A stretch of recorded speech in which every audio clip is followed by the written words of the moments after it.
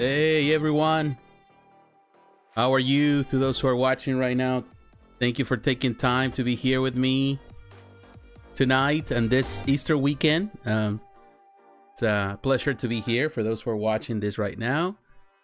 Thank you very much to those who are will watch this in the future. Also, thank you for taking the time to watch this video. Appreciate it. This is an important event. As many of you know, I'm a Christian. I've mentioned it many times. Maybe you get the hint every time at the end of my videos, I always say God bless. So that's the hint. If you didn't know, I'm a Christian. So to me, I was planning to do the video yesterday, Good Friday, but I went to church, something that I haven't done in many years, going to Good Friday service early, like around noontime. And it was good, definitely to remember the sacrifice of Jesus in my life. And I speak from my own perspective, my own opinion, my own experience, and what he has done for me. So it was great to be able to remember that it costs his life for me to have life. So I'm grateful for that. I totally was a great time. And my wife told me early in the day, says like, I don't think you should just do a video. You should dedicate just the time for you, just to, to be at peace and contemplate about life and all that. And I say, you know what? I was still planning to do it, but then I changed my mind. At the end, I said, you know what? She's right. So I took a nap. I just relaxed in the evening, and I said, let's not make a video today. Let's wait till tomorrow. But here we are. And definitely tomorrow is Easter. We're gonna go to church with the family, and definitely spend some time with the family, and remember again this time, which is important for all us Christians to celebrate and to remember Jesus' sacrifice for us. So I wish you my blessing. I bless you too in the name of Jesus. All of you who are watching, I want to say thank you for that. I'm unapologetic about my faith. I've said it many times. I'm not afraid to speak my mind. I'm not perfect. I don't think anyone is. At the end of the day, I think that's the reason why we need a savior, because he is the only one who is perfect. We're not. So, but I want to say to all you, thank you very much. Thank you for spending time. I wish you the best, whether you celebrate Easter or not. I wish you the best today, the best of times.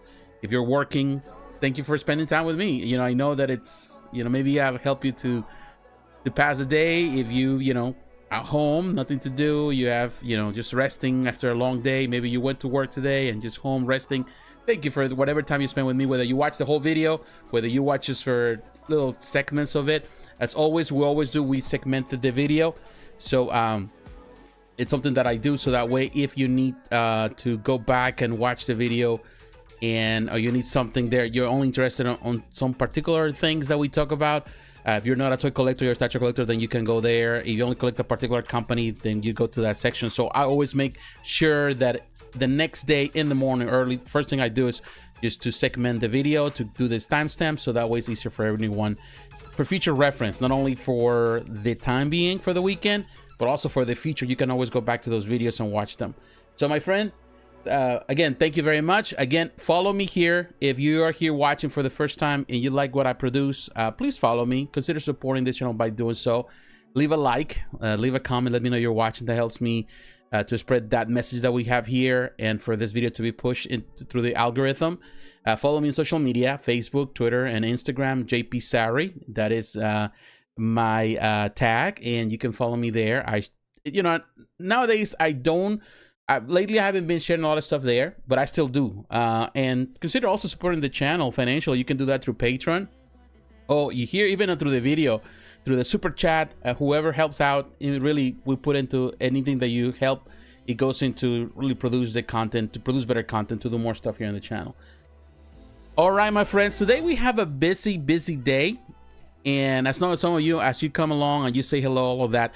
But let me give you an idea of what we're going to cover today, because we have some really interesting things that happened this week. Of course, the collectibles world doesn't rest.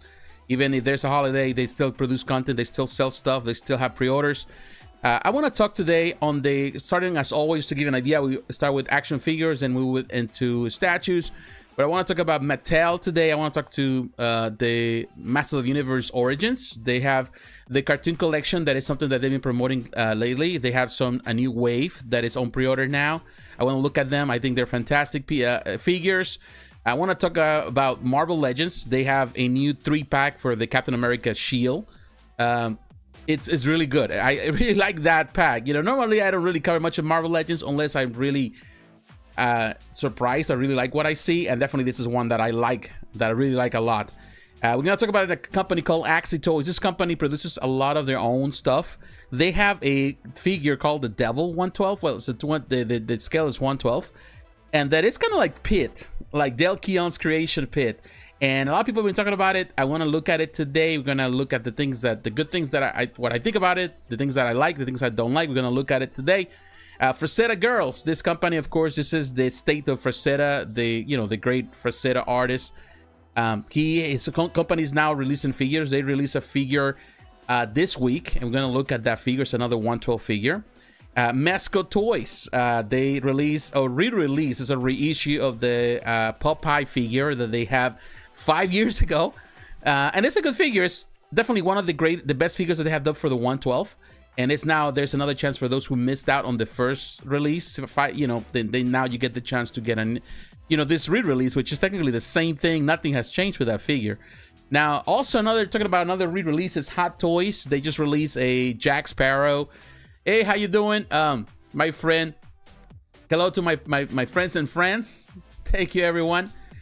And Jack Sparrow, this figure has been, I think it went out, now it's on the wait list on Sideshow, but that figure is a reissue. Well, it's technically a much better figure. They are remastering the figure that they did maybe like 12 years ago, 10 years, 15 years ago, something like that. It's been a while. So it looks great. We're going to look at it today. Blitzway also have a release. We're going to look at Blitzway. They have a figure. If you're a Mickey Mouse, they have a high-end figure, or also they have a statue. We're going to look at the statue that they're, a Bruce Lee statue that they are releasing this week, which looks fantastic. We're going to look at EFX Collectibles, a company that has been doing a lot of this lightsabers and a lot of props for quite some time. I think the company's been open since 2007. They have a new lightsaber, Darksaber for the Mandalorian. We're going to look at it today. Again, Iron Studios this week release a lot of statues. Of course, is the last Friday, was the last weekend of the month, so they release a lot of stuff. We're gonna look at the stuff that they are producing, the stuff that they're selling, the stuff on pre-order. Primarily it's 110, but they also have a 1/6 scale diorama. It's a Batman and Catwoman diorama. We're gonna look at it today. We're gonna look at first 4 figures. They're also releasing 2 figures this week. We're gonna look at them. Pickstar Studio. If you're a Naruto fan, they have a diorama. We're gonna look at it today. Statue. We're gonna look at Toei Animation. Toei Animation, this big company, of course. I'm a big fan of Toei for many years, as many people around the world. All the animation they have produced. They also do their own statues from time to time. And this one, that if you're a fan of One Piece, it's available at Spec Fiction. We're gonna look at it today.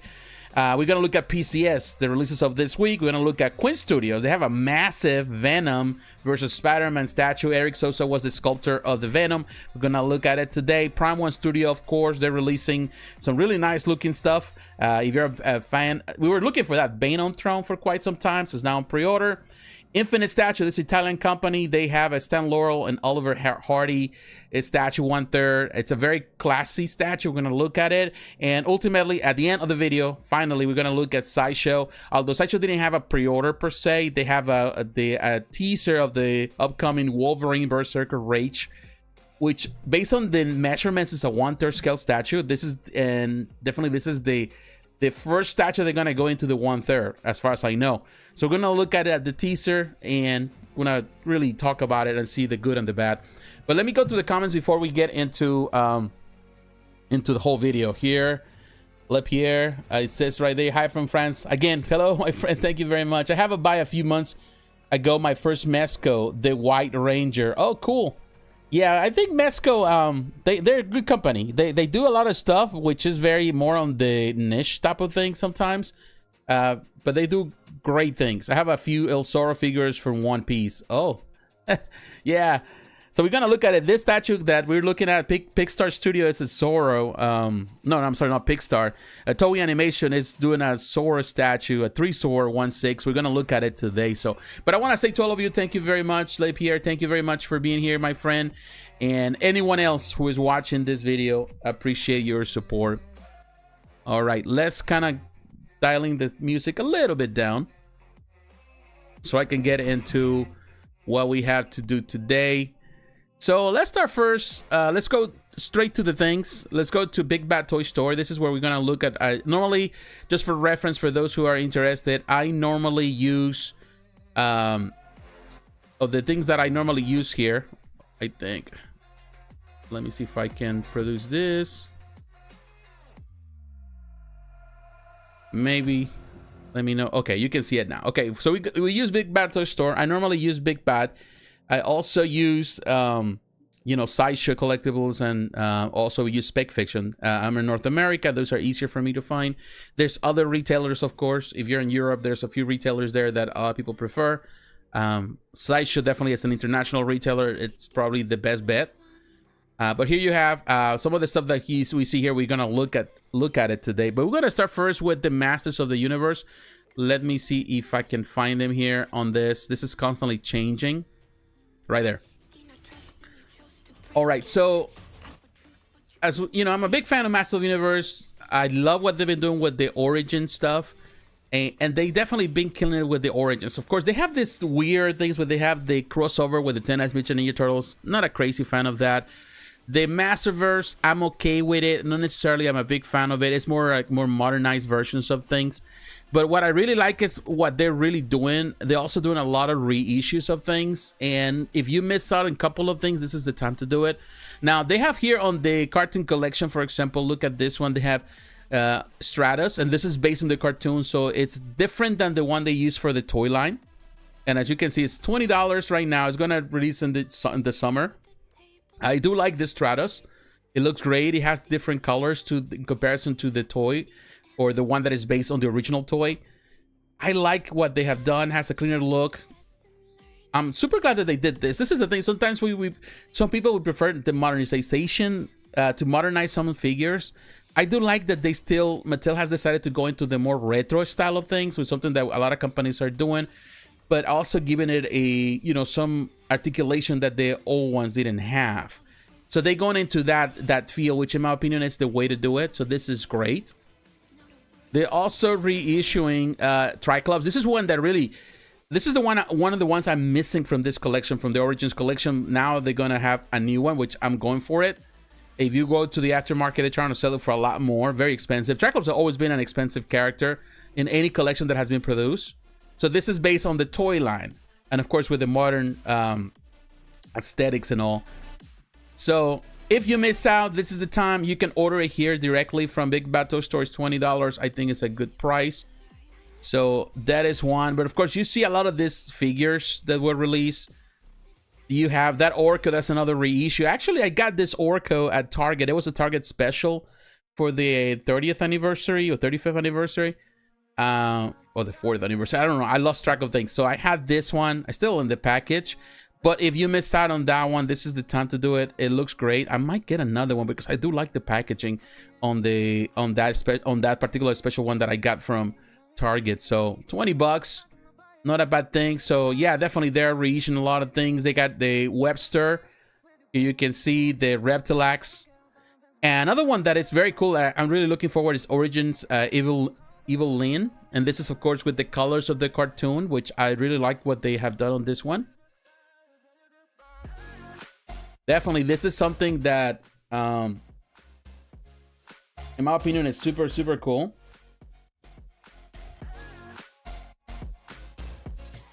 I like that. The MOTU crossover with Teenage Mutant Ninja Turtles, I'm a little disappointed. Yeah, there's something that I'm not necessarily a fan. Yes, on BBT's website. Yeah, thank you. Yeah, you know, it's not something that I care too much about. I know some people like. I'm not necessarily a fan of crossovers unless, you know, they have something to give, like it's more like, I don't know. That's something that blows my mind. Another one that is really, really fun. Here you can see this one, which a lot of people are excited for it, and definitely this is one that is the most exciting on this new this week's release when they announce it, is this one, the Prince Adam and Cringer 2-pack, which for $30 I think is a fantastic deal. This is the first time that Cringer has had, you know, we get a figure for Cringer from Mattel, if I'm not mistaken. And it looks fantastic. I think the skull and the portrait, they nail it. Even the eyes on Prince Adam, the face, the portrait that they chose on this one. And it comes with 2 portraits. And here you can represent, of course, when he's converts from Cringer into Battle Cat, which is kind of cool. This is definitely a great touch. And they have the 2 different portraits, as you can see, for Cringer and the 2 for Prince Adam. This is a really cool figure. Again, only $30, gonna release sometime in July here, according to this. They also got this, which is great, this figure. And the size is big, in my opinion. They did design this so well, this collector's vehicle. And I saw the video, the Mattel video, where they did, they showcased this, and it looks fantastic. I think they really designed it well. You know, sometimes these vehicles are so limiting when they do these vehicles, and the way they set it up, where you can have the display of all these characters, you know, right there, the 3 of them sitting perfectly well. That is definitely a nice touch. Very good. The evil airship of Skeletor, and of course the packaging is also fantastic. That is really cool. The packaging is great. One of the things that I love about the what they've been doing, of course, is the packaging. It's fantastic. The packaging is one of the things that I like. I hate sometimes to open these boxes for these figures. That is the reason I don't open them. I keep them in the box a lot, you know, for a while. It's just because man, I feel so bad to just open the box. Because the art alone in this package is just amazing. Here you can see everything that has been released for this line, or everything that has to do with, of course, this collection now, the new cartoon collection. And they all are killers, in my opinion. You would think that once they finish the Origins line, that was it. That there was no place to go, you know. And all of a sudden they came with the cartoon collection. And this revitalized this. And in my opinion, these figures are even better than the ones that are based on the original toys. So this, in my opinion, becomes kind of like a 2.0, even though it's not the case, but it's a 2.0 Origins. And in my opinion, it's a lot better. And I'm super glad that they're doing this. The figures are amazing, inexpensive, and they look super, super cool. So yeah, I would say this collection has been impactful so far. Here you can see others. You know, you have Merman. This Merman also looks great based on the cartoon. There's so many different variations of Merman. Of course, the toy, but this is the cartoon style, and the portrait is amazing. It looks great. This collection is just, it blows my mind what they have done so far. Now you can see also, you know, the Turtles, the TMT collection and all that. Not a fan, but what they've been doing. I have this book, The Origins and Masterverse by Dark Horse book. I have this. I need to go back to reviewing books in this channel, but this is a book. I love the art, and hopefully because they keep producing more of these figures, we can get a second volume of it. I will pay for money for it again. It's a great way to see what you know, all the art that they've been using for these collections, which in my opinion, it's amazing. All right, let's see some of the comments here. It's Target exclusive, I think. Okay. The Shredder, my favorite from Teenage Mutant Ninja Turtles, is quite bad from MOTU Cross TMT. Prince Adam and Granger are very cool. Yes, they are. The packaging is dope. It's Axel Jimenez, Alfredo Alcala draw the box. It's not Alfredo Alcala. I'm not sure if it's Axel Jimenez. I think it's Axel Jimenez. Alfredo Alcala, I'm not sure if he's been doing art. I don't think is he even alive? I think Alfredo Alcala just passed away many years ago. I think it's Axel Jimenez. He's been the one doing the art, but I would definitely recommend to get that book if you can. It's not that expensive, and it's great. It's a great book, in my opinion, to have. The art is I think they've been doing amazing with the art and everything on that particular on the packaging, which is, I think it's another thing. And what really kind of prompts me sometimes to buy two, one just for the packaging and one just to take out of the box, which is adds more to the cost of the collectible. But in my opinion, it's just the art is so great on some of this packaging. All right, so this is the thing that we got today. Now I want to with the Masters of the Universe, let me go now, and I want to take you to we're gonna look at in this case Marvel Legends.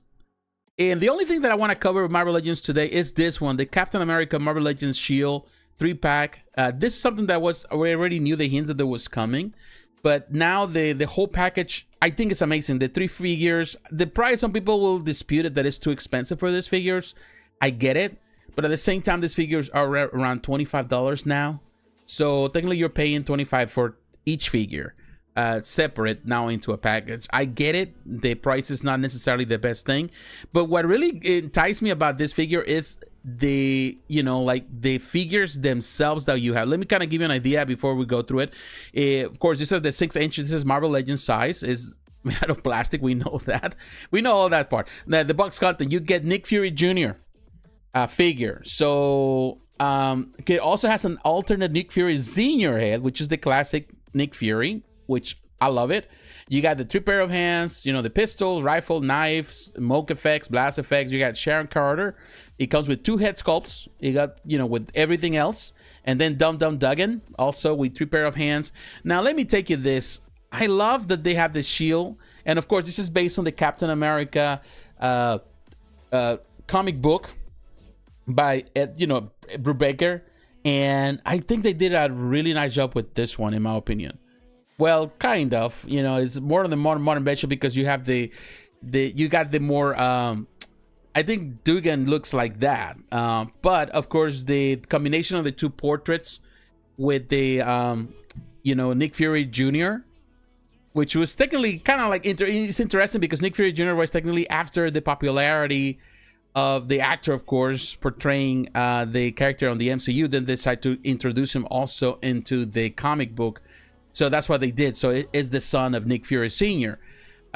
Here you can see Nick Fury Sr. This is the portrait, which if you want to interchange that, that is also a lot of people are going to try to get 2, maybe because they want to have Senior and they want to have also Junior. It's up to you. It comes with the different weapons. It looks really great. And the Sharon looks great too with the 2 portraits. I'm not sure which one I like the most. This one, I think, with the long hair looks better in my opinion than the one with the short hair. Dugan looks amazing. It's one of my favorites. The portrait that they did for Nick Fury Jr. looks great in my opinion. It's cool. If you're into Marvel Legends, then definitely this is it. That looks classic right there with the 2 guns. Nick Fury Sr. looks great.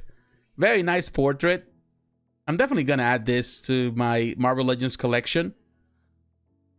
Sharon Carter looks great. I like it with the long hair. I think this is a body that has been used, this mold, for other figures. It's not a new one. But I think it works great. The year is 1991. But it looks good. I think it has a lot of eyeshadow, which is something that I'm necessarily not a fan of. I think the figure looks strong. It could be better though. It's a reused mold. But Dugan looks the best in my opinion with the portrait. That portrait looks fantastic. They don't need to do any changes to it. It's a nice collection, definitely. The whole set with all these different accessories, it looks great. And I think it's a nice addition. They really did it well. The packaging, not important in my opinion. But in the sense that you don't need to display like that. Some people might do like to display them like that. Not necessarily me. And here's the background. You got Dum Dugan right there. Nick Fury Jr., Sharon Carter. The art is really, very nice. They chose very nice art for it. So yeah, this is a thing.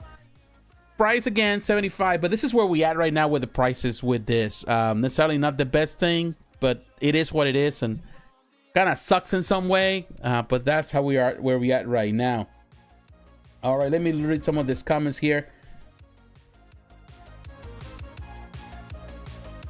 I missed a few months ago Blade Marvel Legends. I will buy it. Do you like this figure? The one for Blade? Yes, I do. I saw it too, and I don't have it, but I saw it too, and I think it's a great figure. I think a lot of people have talked great things about it. I follow a few channels here, few toy reviewers, and I think it's one of their favorites, one of the best figures of last year. It looks like a little like the OG Cartoon Galaxy Ranger, the Nick Fury figure with the 2 others. Yes. All right, so this is the figure that I want to talk about. Now I want to take you to another company, also here at Big Bad Toy Store. And we're going to talk about AxyToys. This company, let's see right here at the bottom, right there. AxyToys is releasing this figure, the Devil, which is technically a P.I.T. figure. As you remember, there was a P.I.T. figure maybe almost 20 years ago or more than 20 some years ago, there was a P.I.T.T figure that was part of the Build-Up figure where they have all this, the image, you know, the image figures.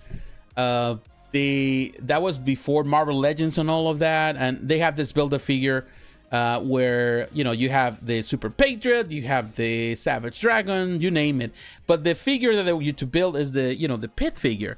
And this Build-A figure P.I.T., it's hard to come by nowadays unless you pay top dollar. People ask a lot of money for it, so a lot of people are excited because now you get the chance to get another P.I.T., even though this is not considered P.I.T.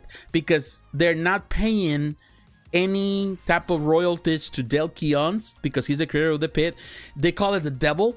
They makes a little changes here and there that make it sound like, okay, this is a totally different creation of our own because AxyToys does their own stuff. But in reality, it's a P.I.T. figure, and a lot of people know it.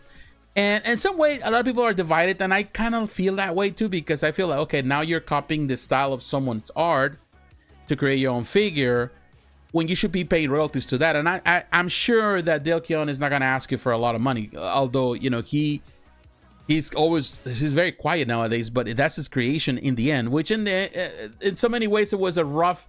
The P.I.T. is kind of like a copy of the Hulk, you know, but it's his own version of the Hulk, but more modernized, of course. But in any case, let's look at the figure. There's different ways that you can buy this figure. Of course, here you can see the things that the company does, the dinosaur collection that they have, all of that. But this is definitely, in my opinion, my favorite of the ones that they have done. But here you can see there's two different versions. You got this one, the $90, or you got the $55.99, which is the one without all the accessories and the clothing. Technically, this is the one that you can do whatever you want to change the clothes, you want to add things, you want to customize. That's the one you go for. But let's go for the red one, just to give you an idea. Very massive figure, for sure. Very nice detail. Comes with the little chains that are actually nice looking chains too. And the weapons, and it has a mask in it, but you can remove that mask. You're gonna look at it. I think it's a different portrait or a different head portrait that you can remove. Even the clothing looks really cool. Here you can see when you look at him without the mask, he is the P.I.T. Look at that P.I.T. figure. This is the red version again. That looks killer for sure. Even in red looks great. Nice art too, as you can see in his jacket. And they have like a little like green power or something, like some spirits or something around the chains. I think that's metal chains, but here's everything with the clothing and the chains and the blades and the different hands. Too bad they don't have like you know, clenched fists. That's the only thing I will point out that it would have been nice to have. That's the only thing it doesn't have. But that is the red version. Technically $99. I think for the size of this figure, it's not bad. Now, if you want to just without all the extras, then you go just for the figure itself, so you can customize and do whatever. This is how it looks. Looks great. Definitely a lot of potential with this figure.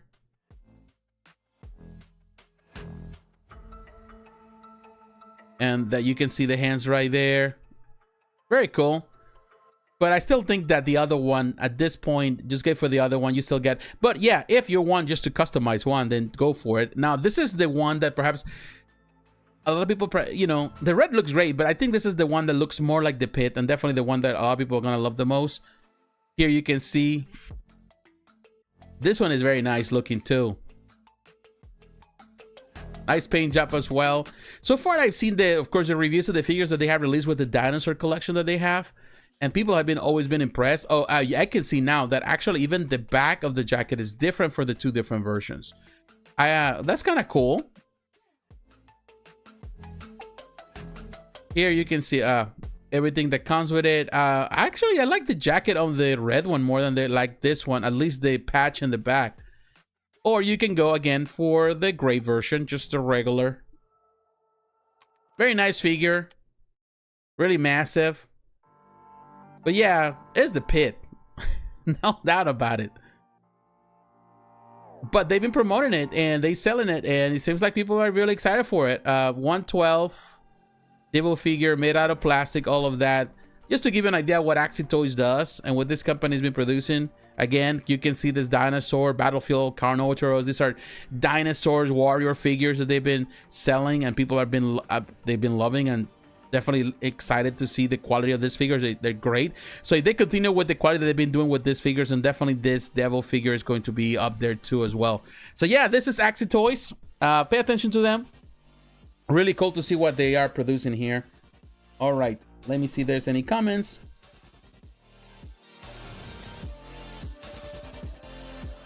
All right, so now let's go to another figure. Let me drink a little bit of water. We're still here at Big Bad Toy Story. It seems like we are covering a lot here.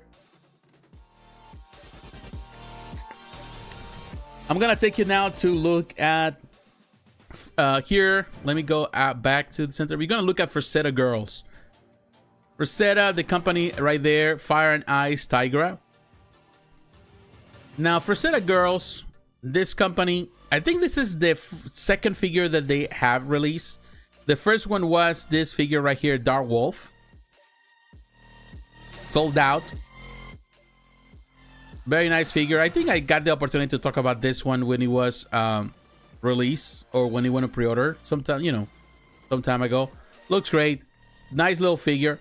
Now, they have another one to go alongside this collection. Of course, this is based on Frazetta's work. And Frazetta Girls is the company, the state of Frazetta. And here, this Teegra, I'm sorry, 112. This is the next figure, also 112 scale, $89.99. This is the second figure in their line, and it looks great, to be honest with you. The body looks a bit stiff, but they went with the more classic look in some way, to trying to make it more statuesque in some way. But I think it's a great job. I do like the Panther right next to it. And it's kind of cool that this company is exploring their own alternatives. Hopefully Frazetta Girls also start doing statues. That would be great. I think they have done stuff in the past in collaboration with other companies, but this is something that they're technically doing themselves, going the whole 10 yards in the whole process of producing the figure. I think it's a great figure, a great addition. Even has this clothing. I think this with the clothing right here, with that in this pose, that looks amazing as a figure. Even you can come up with a statue like that, it would be great. But yeah, that looks very, very good. It's a little see-through, but that looks really fantastic. Very nice figure for sure. Now you can see the clothing and the different portraits you can change. It has some hands, weapons, the hair is removable, the loincloth and all that, the veil they have on top of her, that's definitely good. Even with the Panther, which is, it doesn't move. I can see the Panther is more like a stationary, has no any type of articulation, but you can change the portrait, and that is kind of cool. But yeah, this is a nice thing. Definitely for Frazetta Girl, a company that and I kind of give you an idea with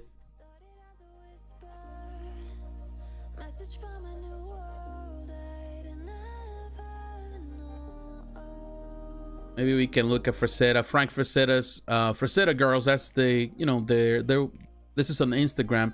They've been promoting it. Of course, Frank has always been, it's based on this art, just to give you an idea.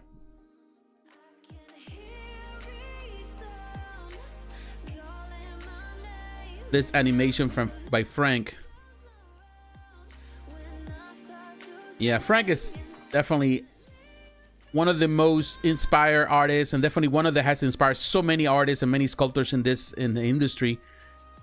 His art is always timeless, and definitely not for, yeah, very sexy, of course, but he's such a phenomenon that, you know, what he has done really inspires so many people. But yeah, they really inspired all of this into his work. So I'll invite anyone to really look into it. If you're really into Frank Frazetta's work, definitely this figure, it's kind of cool that they're doing this, and I wish the best to Frazetta Girls, to the, you know, to the state, and for them to produce more figures based on the art, but also to get into statues. That would be awesome.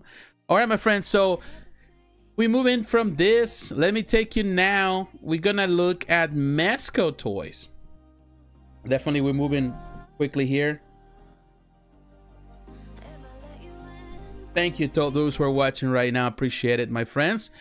So Mezco, of course, always doing their own thing. Mezco always does his own thing. You know, they don't ask permission to no one. They just do whatever they feel is good. And they have this re-release for the Popeye figure that they released 5 years ago. That figure was amazing when it came out. It was considered for some people, considered even the figure of the year, I remember well. So it sold really, really well. Now the chance is to get a re-release, to get a new opportunity for those who missed out then, or those who were not collecting during that time, to get into this figure. Part of the 112. In my opinion, I've never been a huge fan of 112. You know, some figures are fine. I talk about some of them I like. But some of them, from the whole thing that the array of things they have done, I think Popeye is probably one of the top. And this is more like a grimy looking Popeye. It's not like the cartoony style. They decided to go with a little more modernization of it. It's a little more realistic take. And it looks great. And Bluto too. This Bluto actually was part of, there was a 2-pack that was released with Popeye with a different outfit during that time. The 2-pack also did well. I don't think, if I don't remember, Bluto was by himself ever, or it's a standalone piece. But if they showcasing it here, it means that they are probably going to re-release it. It's the same outfit, it's the same clothing, the same as for it looks the same as the one in the 2-pack as this one. So I'm thinking that this is going to release very soon. And I think both together, that's what you need to do. They are great to display together. They're fantastic. If I remember well, this is technically one of the first 112 figures that they have. And it's been great since. And I like the griminess, the coloration of it, even how dirty even his hat looks. And you can change different parts. Very cool. Very nice figure. Smacking the heck out of Bluto. Of course, now it's adjusted to the prices of today, so it's more expensive than when it came out 5 years ago. But I think it's a fantastic looking figure that you can display by itself. I think with Bluto would be amazing. But one thing I would say, it would be nice if Mezco decides also, instead of re-releasing this figure, is to keep expanding in this collection. More characters there. That would be great. Here you can see the 2 portraits, the different hats, the different hands to do different things. I see the can. I don't see the can here of the spinach. I'm not sure if that's going to be added. Oh, okay. So here you can see the thing. So we here see the parts that they come with it on the clothing. You also get the jacket, which is great.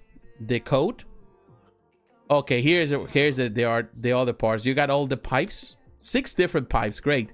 The spinach can, one open, one, of course, the one that he squished between his hands. You got a compass, a spyglass.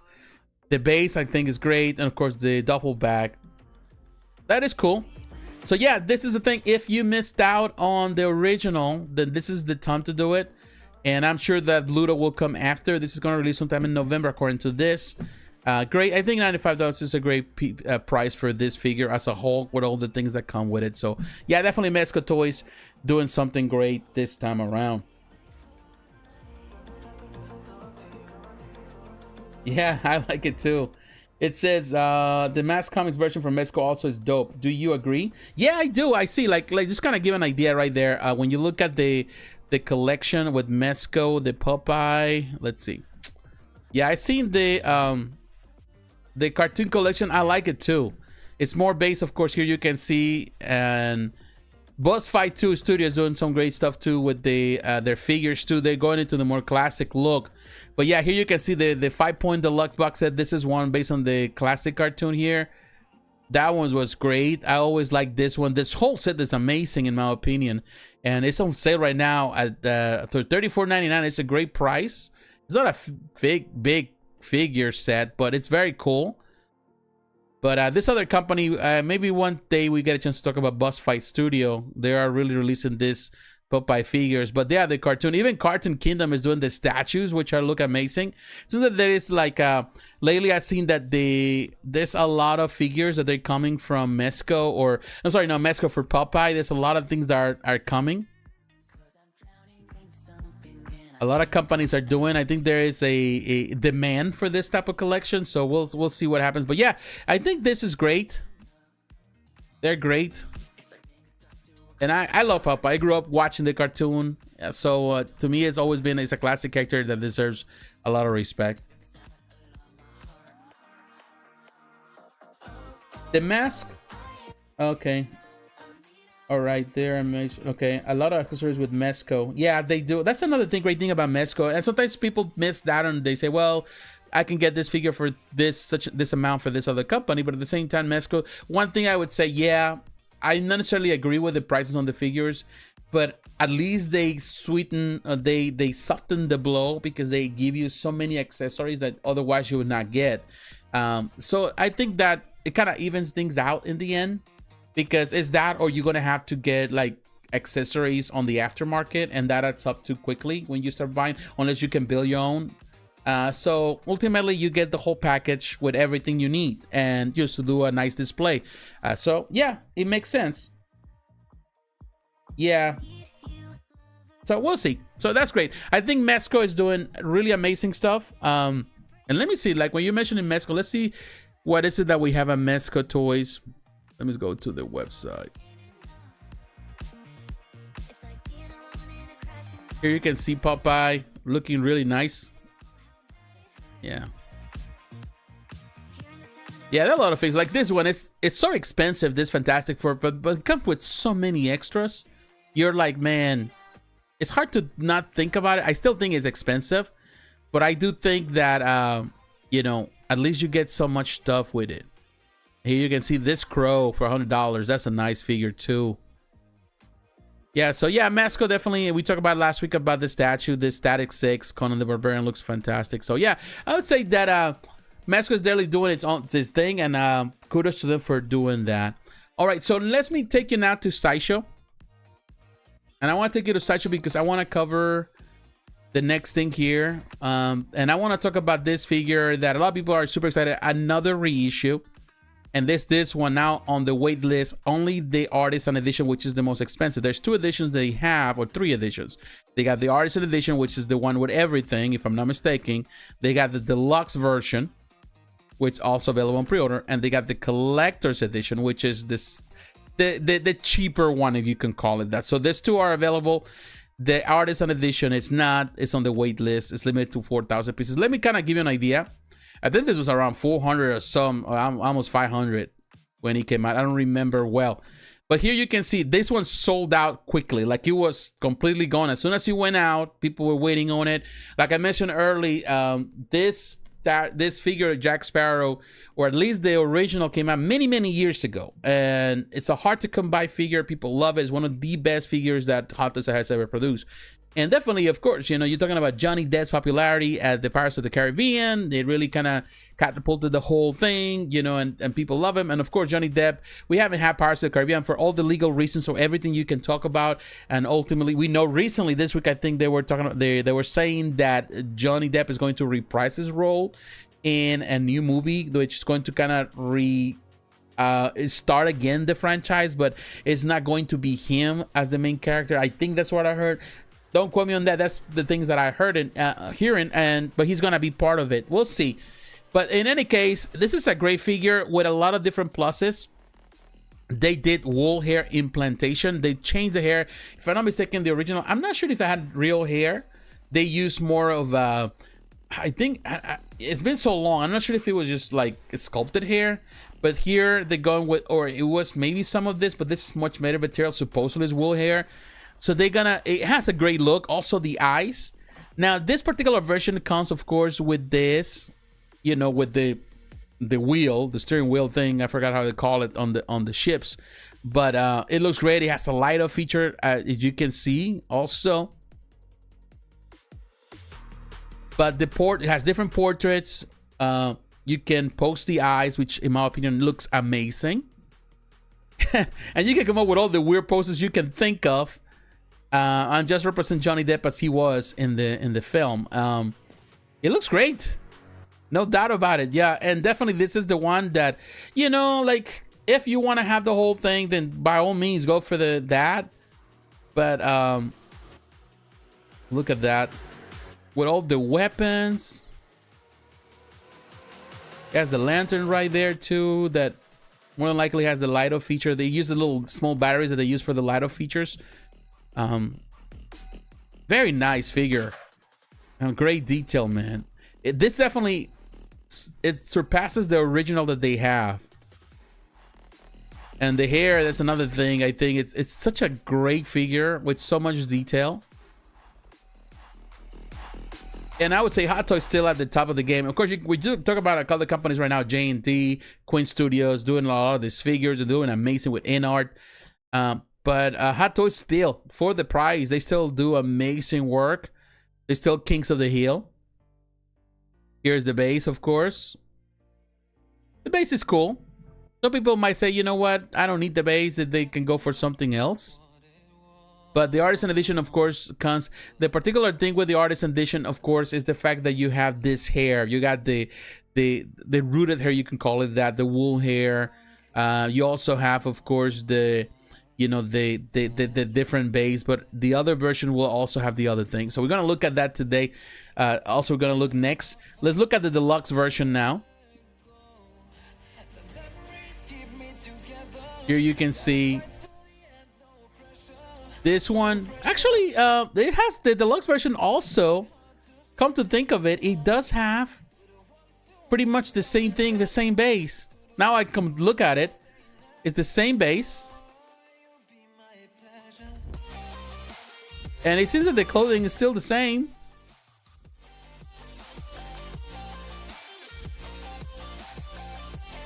The same portraits.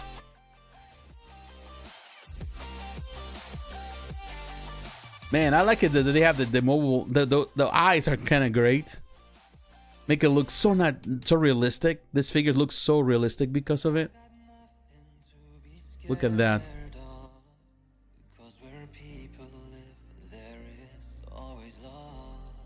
Jack Sparrow looks great there. Man, I love this film. It's one of my favorite films, definitely, that has been produced, that Disney has produced ever. Regardless of all the stuff, everything that happened with Johnny Depp and Amber Heard, all of that definitely kind of put a lot of people were dissatisfied with the whole thing, or like a lot of people got into it too hard into it. I tried to stay away. That's their private lives.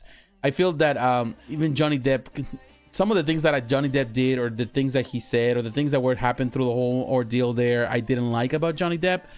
But I try to separate actors and their personal lives from what they do on TV. One thing, the personal lives, it's none of my business. Whatever they do in their personal life is their life.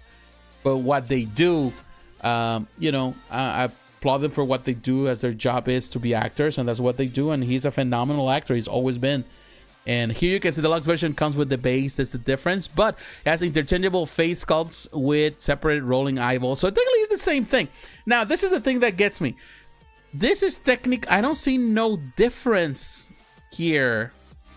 Unless the hair has changed and this has the more classic hair than they did before.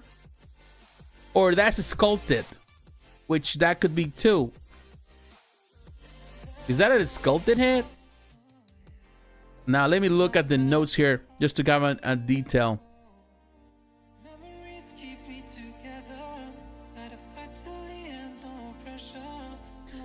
Additional detail, look at that. Let's see. It doesn't say. Let me see, because now I'm thinking that one has a sculpted hair.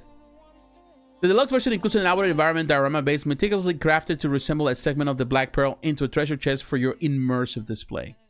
That's all it has. It's just the base. And maybe the hair. Now, the Artisan Edition here, we can see environment diorama, we know that. Base meticulously, it's the same thing. I'm looking at this with the Black Pearl. I'm just trying to read here. It seems to me that the Artisan Edition and the Deluxe Edition don't really have much in separation. I think the hair, they did some extra things to the hair, to the back, I guess. They added some wool hair to things.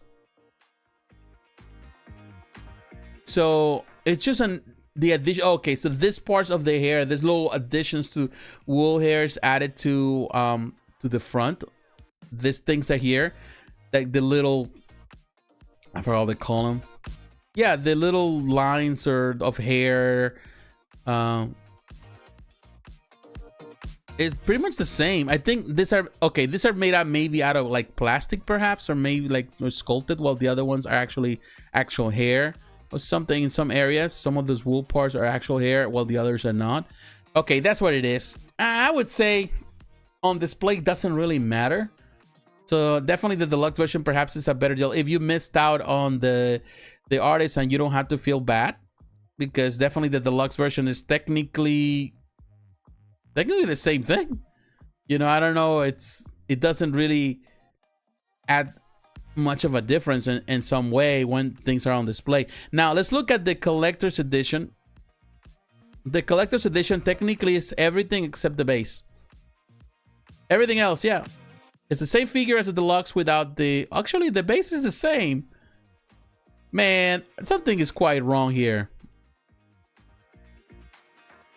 It's a nice figure, though. Okay, so it's not just the base itself. You have still the whole wheel thing. That's it. It's more simplistic. The base is more plasticky, while the other has a little more detail. But to be honest with you, the difference is so minimal that it doesn't really matter.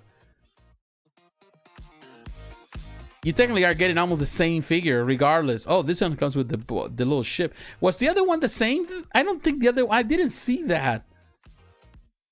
The rolling eyes. Porter is still the same. It has the still light, you know, the little light thing.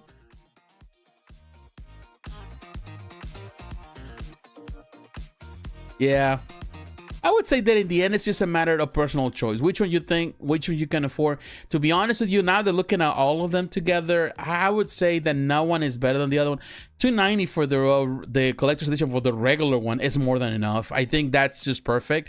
If you want to splurge a little bit with a nicer base or a little more of that, you know, like some extra detail in that base, then you go for $330. You pay a little extra, but it's not like groundbreaking. It's not like, oh my god, you're missing out if you do that, because to be honest with you, the only difference there is just the little detail added, like this water added to the base at the plank and all that. It's all it is, but it has the same level, the same figures, the same accessories, the same everything. It's just a little base difference. And the artisan is just a little wool hair. That's it. Ultimately, I think whether you choose the cheaper version or the more expensive one, you're still getting almost the same figure that is going to look the same on display, and it's going to be more than perfect. So yeah, I think I'm happy that Hot Toys released that one. It's a fantastic price, I would say. With all the details that this figure has, with everything that comes with it, it's a phenomenal price. And if you have other companies like Queen Studios and are doing that, then you're looking at thousands of dollars maybe for this figure. They are already charging that almost that much for figures that they produce. Amazing company, of course. Enoch does amazing work, but still, you get more bang for your buck with Hot Toys, and you still have a figure that looks so premium. And you don't feel when you have the Hot Toys figures in your hands, it's like you feel like, okay, I don't need anything else. That's it. You know, nothing else can beat it. Yes, unless you start looking into the details and all that. Wool hair, rooted hair makes no difference, you know, at the end of the day, because the figure is gonna be on display, and that's what it matters. What really matters is that it looks good on display. All right, so let me that is the next figure. Let me read some of the comments here while I have you. Let me see, we can see some of the figures right there. Let's say I pay a lot of taxes in France when I buy from US and Japan. I'm sure you do. Johnny Depp, aka Jack Sparrow. Yeah, Johnny Depp is Jack Sparrow, you know, without... I think that the two are the same. When I think about Johnny Depp, Jack Sparrow, I would say that probably Johnny Depp just played himself in the whole thing. And I'm okay with it, you know. I'm okay. He's fun to be around. That's for sure. The scalp sculpt is beautiful. It sure is. I like the diorama on the boot. Yes, the diorama is great on the boat. The Green Lantern, yes, the base is good. So yeah, let me now take you to one more figure for the toys. This is, of course, we've been covering the toys. And for that alone, let me see. Actually, Sideshow has it. I don't think they do. They may have it. If not, okay, it's not here. So let me take you to... I know where I can go. Let me take you to a Spec Fiction Here at Spec Fiction, let me show you the next figure that we're covering. We're gonna talk about Blitzway. We're gonna talk about Blitzway later in the video when we go ahead and talk about this Bruce Lee statue. But on the figure side, they have a very, very expensive figure. This Mickey Mouse D100 Super Titanium is made out of titanium Carbotix figure. That's why they call it. It's $2,000. $2,000 for this figure. This is going to release the third quarter of 2024. The additions to be disclosed. This is such a, like, when I saw this one, I was like, man, is it worth that much money? It's made out of full titanium. It's a robotic Mickey Mouse, you can call it that. You can display in so many different ways. For $2,000, definitely this is not for the faint of heart. This is not for the average collector. This is for the one that has a lot of money and no common sense and wants to spend money in something that is very unique and very different. It's not even plastic. It's not, you know, like die-cast metal. It's platinum. And it's titanium. Titanium. Looks amazing, you know, but $2,000 worth. It's not even titanium, it's super titanium. That's the reason why 2,000. I'm not sure if it's worth that much money, but you know, at the same time, you know, I know, you know, this type of metal sometimes can really add up to the price. Titanium, like even a band of titanium is expensive. But here you can see it's a titanium body, it's a titanium tail, especially designed ratchet joints for replicating various movements from the original animation. Certification of the T.I.T.T card. It has made out of titanium, POM, and TPU. So it has other elements in there, which are technically the materials that you use for diecast models. And the approximately 10 centimeters. It's not really that big of a figure. Here you can see this is a video that they have on their shorts. Maybe see we can see it here.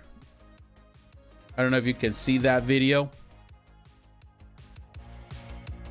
This is what they have on the Spec Fiction website, but this is what they have on their I don't know, you can see it there while I'm yeah, you can see it. So this is the super titanium thing. It's not really a big one. Again, it's a very interesting thing there. $2,000. I just look at it. This is the type of thing that I do not have the money for it. And even if I had it, I'm not so sure if I would go and get something like this. That inspired me. When people talk about like things being so expensive, sometimes it's just a matter of perspective of what you're talking about. I think there's a big difference. There are figures for $20. We have talked in this video. Figures are $20. And then you got figures. When I mean figures, are things that are posable. Figures, everything that it has articulation in itself, it's a figure. And these are figures, action figures. So an action figure for $20 is Mattel with the Master Universe, and then you have figures for $2,000 as this one, which are made out of the most expensive materials you can think of. So in reality, there is always a big range. There's a range of things for everyone. Whether you are a high-end collector that likes very expensive rare things, or there is here some more, you know, a collector that likes to collect things that are just simplistic or cheaper, that brings memories of your childhood in a simplistic way, or in, you know, they don't break the bank. Then definitely there's something for everyone, and everyone deserves respect. I think at the end of the day, there's no one better than the other.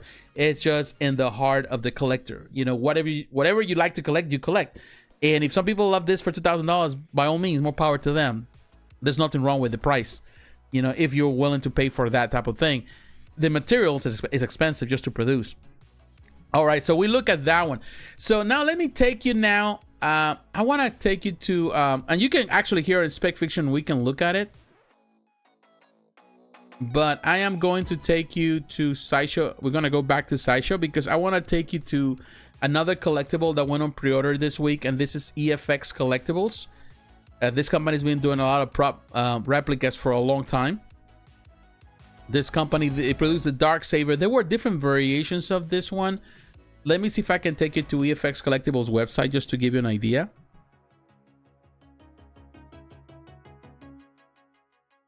right there. EFX Incorporated. EFX, this company has always done prop replicas. It has worked with the studios. They do a lot of the stuff for the studios, for the films and stuff. I work with Star Wars, Marvel. They started doing stuff with Star Wars. They went into Marvel. They have done all sort of movies. And they have a lot of different replicas. This is the recent one that they have, the Darksaber limited edition, now available for pre-order. They were different editions that they have for this one. If you get this directly from the website, let's see if we can get it here. Unless already sold out here at the website. It appears so. I don't see it available for sale.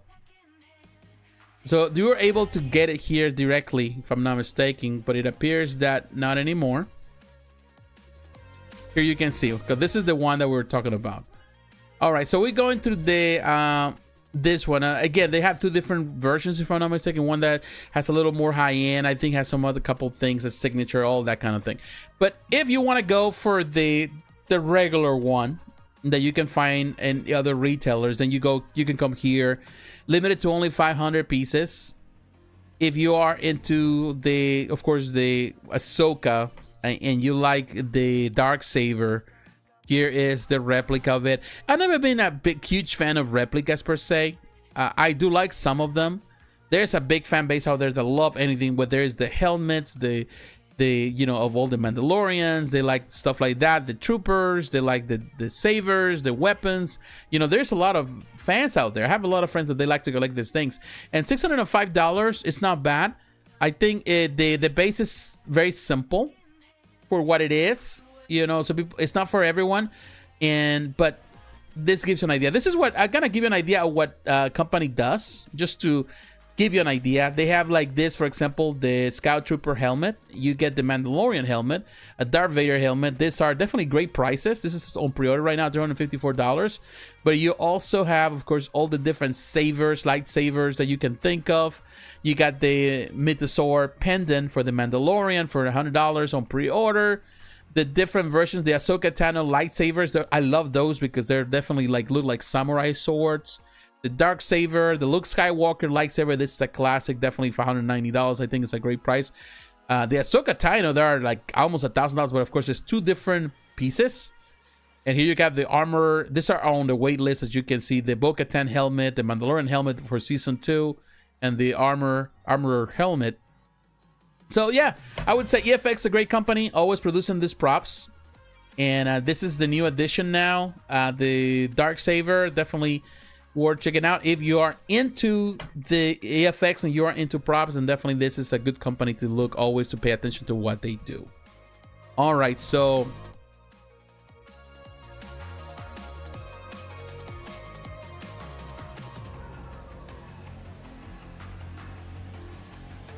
yeah, this is right there. Watch your live stream last night when you talk about Way Studios White Ranger Buzz. I really appreciate it. Oh, no problem. I was thinking about talking about Way Studios. They have a new release that they did on for, if you're also, it was a figure that is actually available in is that the, what is that, one of the big Megazord, and that is actually is already on pre-order in China.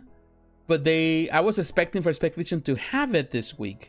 And I want to talk about it because I was following, of course, Way Studios. They were announcing it and Hillgull Studios, Hillgull Toys on their website or on Instagram, but it hasn't come out on pre-order. So I was hoping for that one to come out on pre-order and talk about it today. So it didn't. But stay tuned. I think the next week, I know that, and just to give you an idea, I'm sure that it's going to come out on pre-order on Spec Fiction. They already have it on coming soon. So when it comes out on pre-order, then we'll talk about it, because I want to look at the prices. I don't want to just go by the prices on just in China, because that is not necessarily the most accurate thing for them, or the most accurate. So but yeah, we're gonna talk about this one when the time comes. Let me see here. Yeah, they're here. The Metal Mighty Morphin Power Rangers. This one is coming very, very soon. I see the figure. Once it comes out, I'll talk about it. I think it's a fantastic figure that is it's half a meter tall, so it's pretty tall. So we're gonna look at it when the time comes. But in any case, this is what we have today with these companies, with EFX and all. Now it's time for me to take a break. We're done with action figures on the prop replicas. It's time. When I come back to the video, we're gonna look at Iron Studios. We're gonna cover all the stuff that they've announced this week. They had a lot of pre-orders. We're gonna look at the rest of the statue companies, and we'll take it from there and see what happens. But thank you very much for your support. I'll see you in just a couple of minutes.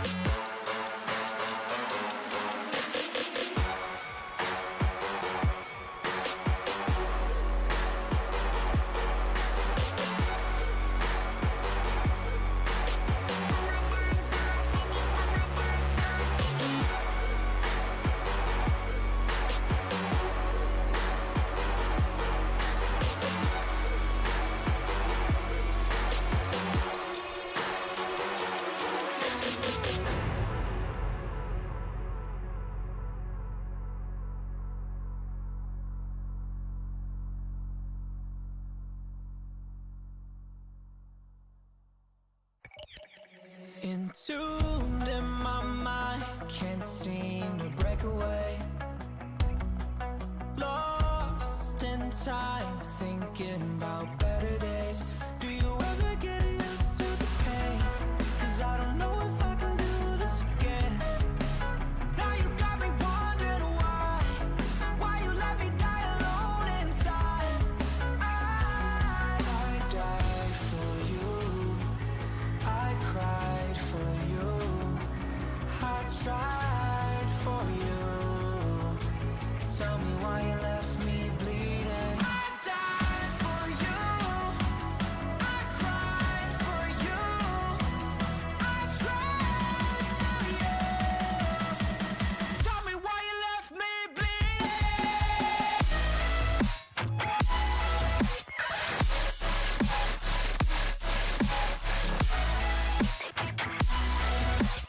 Tell me why you left me bleeding. Died for you, I cried for you, I tried for you. Tell me why you left me bleeding. Lullabies of you still in my head.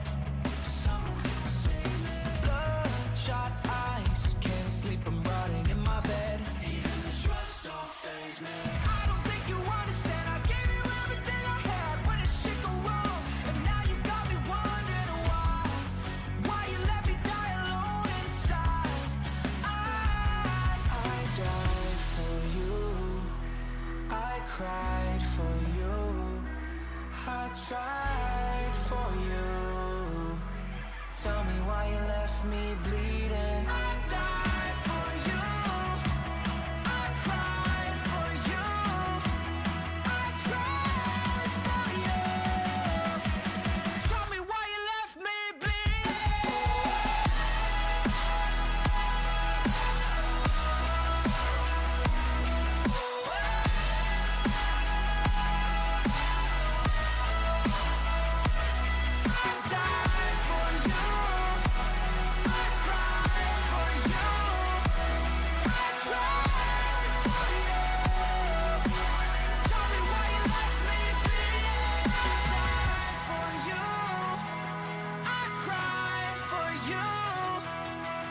tried for you. Tell me why you left me bleeding.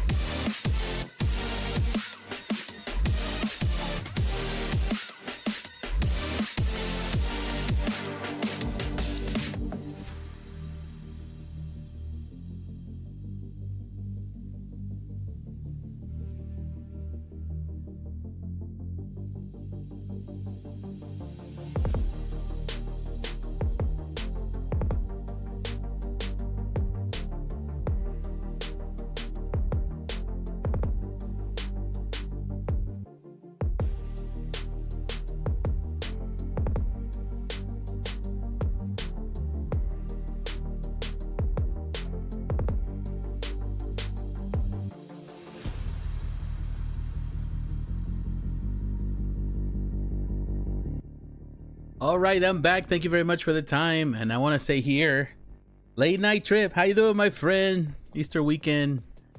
Bless the weekend. You too, late night. Thank you for stopping by, buddy. Keep it moving forward. Stay motivated. Thank you very much. Thank you. That is the hardest part of doing this. Just try to stay motivated doing videos. But the live videos have become something that I enjoy. Sometimes I don't. Sometimes because, oh man, I gotta prepare for this and all. But it gives me the opportunity to really talk about the things that all these collectibles and really chat with you when I produce a video. It's hard to really know that feedback that you get talking to the people who support your channel. Here, this live videos allow me to talk to viewers, and I enjoy it. You know, I know there's so many people here that come, but they don't get the opportunity to talk. Maybe this is an opportunity. Some people are shy, and I totally get it. Please read my question. Let's see. Let me go up. What was your last video when you talk about Okami Studios going down? Very cool property. We were talking about light up on Way Studio statues are amazing. Do you have buy from Spec Fiction website? It's good. What do you think of this online website shop? Thanks. I will tell you, I never bought from Spec Fiction. I do know the owner of Spec Fiction. He's a collector that has been in the hobby for quite a while. I know him from Statue Forum. That's when when I used to participate in Statue Forum. He was there and he was promoting his store when he was starting the store there. And a lot of people always had great experiences with him. And he is a member of the many communities. He talks to people. The experience that I've heard from many collectors with him has always been good. He's great. He always gets a lot of stuff from all, when he started very small, but over time he's been building that, and his company is fine. It's fine. Whether he has always a lot of stuff. He has grown that company. He has different places and different. I think now he has a warehouse also in Europe. I think he's based in Europe. I think. But he has, different stores in different parts of the world, different warehouses and stuff. So his company has grown. It's a great company to deal with. Now, can I vouch for him in the sense that I bought something? No, I haven't. But I have heard so many good things about him. And he's a person that you can interact with in social media, which is something great. A lot of times, a lot of these companies that you deal with, you don't never know. You cannot interact with the owner, or they not easy approach. They're not people who are approachable. He is approachable. I'm not gonna say that he's a great friend because we're not friends per se. I just know him, but it doesn't mean that I I have a first-hand experience. Now, the way he promotes his website has been in business for a while. The way he takes care of his customers, I have heard from many people. So I can vouch on that based on my friends that have dealt with him, or people who I know that have always said great things about him. I've never, ever heard anything bad about Spec Fiction. And they've been doing business for quite some time. So, yeah, it's a company that I recommend. And there's nothing wrong with them. So I hope that answer your question. Yeah, it's everything. It's a matter of trying. Every company has its own. But the great thing about Spec Fiction is that every time you are asking a question or you go talk to them, you're actually talking to the owner. Versus, let's say S.H.I.E.L.D, you order from S.H.I.E.L.D, you are talking to a representative, and it's not the same thing. At least owners understand, and they're collectors, and I like that. Now, a lot of companies, once they grow, you're dealing with someone else instead of dealing with the owner of the company.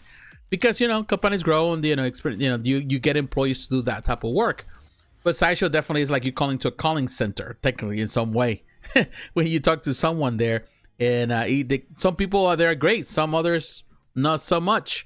In my experience, dealing with some of them. Some of them, they're so cold. And the treatment, the way they deal with your problems or whatever. I don't think the same thing happens with Spec Fiction in that sense.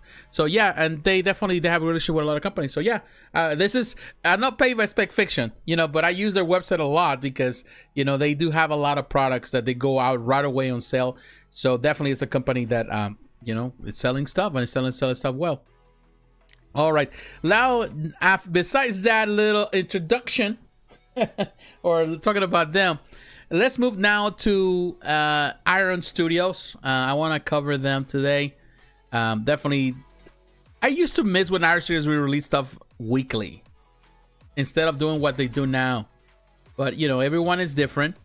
I guess every company is finding a way to produce things that's easier for them. And I think having a special day where they release everything all at once, I would say I'd rather like what S.H.I.E.L.D has been doing lately. The S.H.I.E.L.D method that they have now, where they showcase everything at once, but they start really releasing this stuff in a weekly basis and new surprises.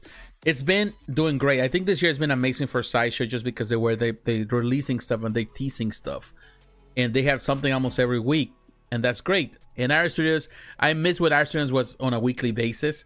Although they were releasing a lot of stuff back to back. And I think they decided to go for maybe just do it once instead of, flood the market with their, this is the thing. I think that sometimes what happens is that sometimes when you flood something, the market gets flooded with propaganda, you can call it that, or your advertisements. Then people get a little bit sensitized and they don't care about you anymore because you're on their faces all the time. And people get tired of seeing your face.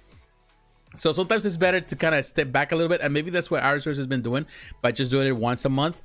That way, they're not on people's faces, and it gives a lot of people the sense of freedom to think, "Oh, okay, this was great. Let's wait for the next month." And people are going through the pre-orders and stuff like that. Maybe that's something that they've been doing, and I probably is working for them, doing their own live show and all that, which I think is a great way to promote their own products. Yeah, I do have a few too, Iron Studios, and so far the pieces that I have from Iron Studios, they've been great. I love what Iron Studios is doing. I think for the price, for the size, it's a win-win situation there. All right, so let's go now to S.H.I.E.L.D so we can look at the stuff that they released this week. So we're gonna start first, and actually it's not here. Let me take you actually to our, because S.H.I.E.L.D doesn't have the license for certain things. Some things Iron Studios sells directly from their website. So we're gonna look at some of those things here. You can see the Inside Day stuff, pre-order. This is the website here in North America for us. Here are the pre-orders. I'm not a fan of the website. The way it's set up, it's kind of weird. Not a fan of it, I will tell you that. But I want to start with the stuff they have here. I want to start with this one. If you're a fan of Seiya, which I am, the Saori Kido. Saori is the statue. There's you have to pay like a $60 down payment, and of course the whole price, I don't know how much that would be. But let me see if Spec Fiction has it, so just for reference. It's kind of weird the way they do, like where you pay a deposit and that's about it. They don't have it here. For some reason, they're only selling a couple of things directly. So, any case, this is the statue that we're talking about, Saori, for the Seiya. It's okay. I would say not necessarily a fan here. I hate this way to kind of, you cannot expand on this picture. So let me go to face. I don't think they have it on Facebook. Let's see.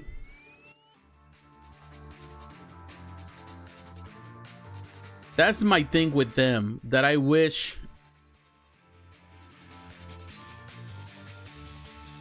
And that's just for only a few of the statues that are not available.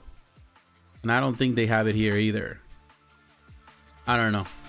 That's weird. They don't have it on Facebook either. Okay.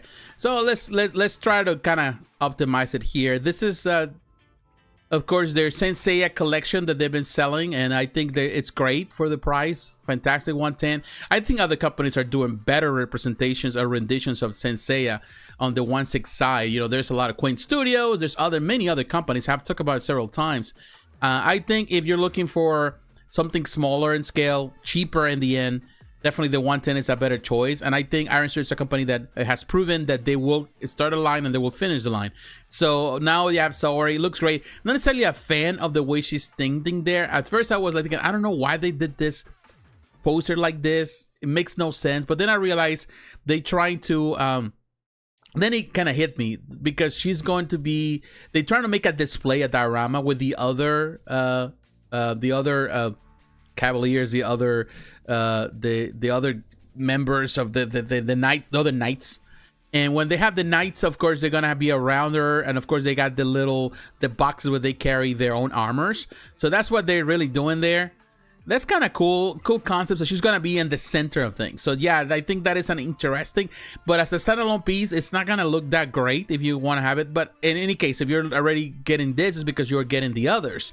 So yeah, ultimately I think it's just the whole idea of having the whole display together. I do like that they have, of course, these boxes that they not come with the originals. Now they're gonna be here. The portrait, it's okay. I think they went, it could be done better in my opinion. It could have been done a lot better. It doesn't look bad. I think the sculpt is nice. The hair flowing is nice. The body type is nice. It's just the portrait. Not necessarily a big fan of that one. I hear that gives you an idea of how the scale is. I think this is just digitally rendered there. I don't think it's there just for purpose of understanding the scale. But looking at some of the other things that they have done, maybe here you can see. Let's see others pre-orders.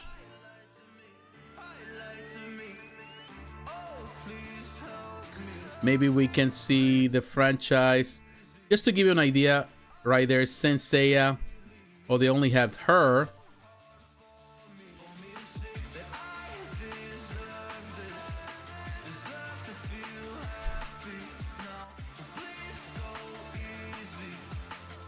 I'm trying to think if it's because the other has gone on pre-order. Don't remember so well. But that gives you an idea of this particular piece. Let me see a spec fiction.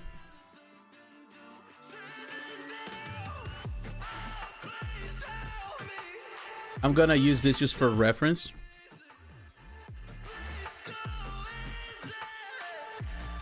Oh, it's right there. Got it on pre-order there.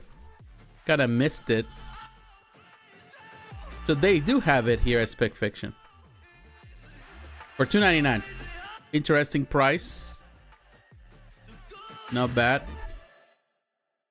So, I'm not sure if the other ones already on pre-order, or they're not on pre-order yet. Because I thought they were. Oh yeah, they do. Right here, we talked about them before. Here you have the Andromeda Shun, which is, I think in my opinion, perhaps one beautiful representation of Andromeda. Very nicely done for sure. So yeah, you can see that is a 110. I like that Andromeda, and I think also they did. We already talked about, yeah, we talked about Pegasus, Seiya. So those two are the ones we have seen. We also saw Cygnus Hyoga. That is good, and I think I'm missing one more. I don't see the others here, but in any case, this is the one we have. And of course, now with Saori, she looks great. $2.99.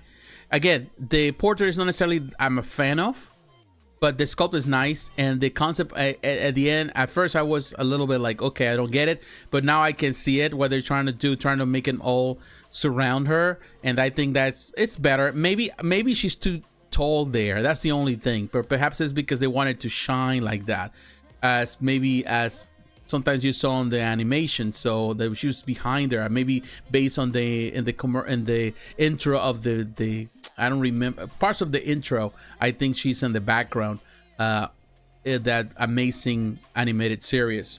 So yeah, that is a great one. Let me read some comments perhaps here.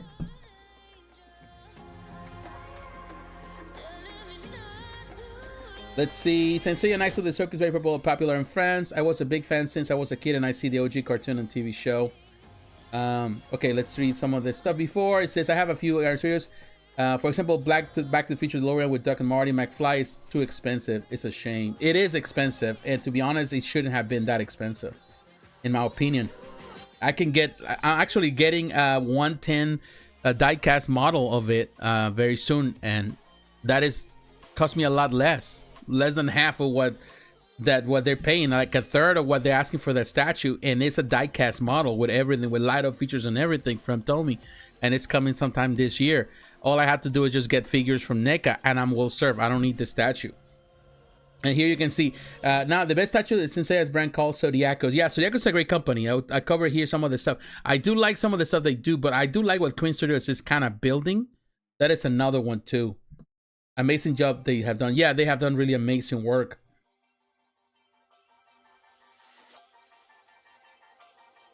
Oh, Aries is coming soon from Marin Studios. Oh, cool. Oh, the drawing from the prototype. Cheer also, Hyoga, Cygnus. Yeah, I think it's great. And definitely Iron Studios. You know, there is a big fan base around the world. That's the only part that it's kind of sad that at Sideshow they're not selling her or any of these figures. But anywhere else, you know, like in Latin America and Brazil, of course, Brazil, they're very popular. They in Mexico, where I grew up, I was you know, I was like a big thing. And all around the world, Knights of the Zodiac has always been a popular thing, except in America. But definitely they're collectibles. I love what a lot of these companies are doing. And Iron Studios is definitely in the 110 side. They're really doing something amazing. Well, other companies are doing 1/6, but in their quarter scale companies too. So yeah, there's always this demand, and they do well, and it's great. And Iron Studios is doing fantastic here. All right, so let's move to the next one. Here, while I'm here at Iron Studios, let me show you the next piece that they are actually releasing. And I want to talk about this one because this is one that you're not going to find anywhere else, only here. And this is part of their own collection. This is the Coral, that's what they call it, deluxe figure. I saw this at their event in Brazil over, you know, the holiday. They had their big convention in Brazil. And this is the first statue that they are selling on their own, that it's technically based on their own art, their own concept, called Residiuum. And it's a very unique, different thing. I saw the video. The different people were over there showcasing this stuff. It's a very unique style. He has that definitely, like, you know, end of the world type of vibe. It's very cool concept. And I think this is the now Iron Studios is going into trying to their own, not only the franchises, now they can try their own thing and their own creation. This type of things are not always for everyone. Of course, most people are always looking for the franchise stuff, but some of this more unique style, sometimes also it does well. A lot of times people like it, and it's a different take on things. And all the stuff that they produce here is their own. There's their own concept, own style, own art, own representation. I think the sculpt is fascinating. The idea here, the cyberpunk style thing or whatever, it looks great. It's kind of cool to see something like this, and it's not a big piece, so it's gonna be let's see if we have it at Spec Fiction. I'm not sure if Spec Fiction is carrying this one. I don't see it there. I don't see it at their website, so it's kind of unfortunate, of course, But this is what they have at their own website, and price-wise, maybe it's gonna be around $200. Who knows? Only paying $30 there. I'm not sure exactly what the price will be in the end, because I don't understand the way sometimes this website it's just pay the deposit, but it doesn't show you. Oh, right there, right there. I understand that the final product will be $149 and that it's not refundable with positive 20. So it's $150. I don't think it's a bad price. It's just the way the website is set up. I'm not a fan of, but it's $150. I think that is not a bad price at all for something like this. Interesting concept. Too bad that we cannot expand these pictures better here so we can see it in a better light. That is the bad thing about it, about the way they have set up this website. But yeah, looks cool. Looks really interesting for sure. It used to be better. I used to remember when they used to have their own, their website was better before they went into this new format. When they went to this new format, I kind of screwed the whole website. I'm not a fan of. All right, but this is the last piece that we're gonna look here for them. We're gonna go back now to Sideshow. Here, I prefer the way the website is set up. So we're gonna look first to the stuff, the X-Men stuff. And now this is the thing. If you haven't watched the X-Men 97, I don't know what you're waiting for. It's a fantastic show. I would say the first 2 episodes that came out, X-Men 97 on Disney Plus. I was okay. A lot of people were praising it. I love the intro because it's the homage to the classic one, and I love a lot of aspects of it, but they were still on the side about some of the things that we're doing, the direction that we're taking some things here in the story. The last episode, this week's episode, the third one, with you know, Madeline Pryor with the Goblin Queen, that was, in my opinion, the best episode yet. That episode I did like a lot. I think, of course, you know, there's an adaptation of the comic book. They're going in their own direction. It's not necessarily translation of the comic book. They do an adaptation of it and into the show, into the world, this universe of this animated series. A lot of people, that's all they know about the X-Men because they don't read the comics. They have never read the comics, but they have watched the show. So it works well. It was, in my opinion, one of the best one of the best episodes that on the whole series as a whole. And it was great. I like it, so I recommend that you need to watch it. So, but yeah, this week, of course, we have starting from this for the different figures for this collection. Now, $125. I think it's a great price. She looks great. I just wish there was an interchangeable portrait for Jean Grey.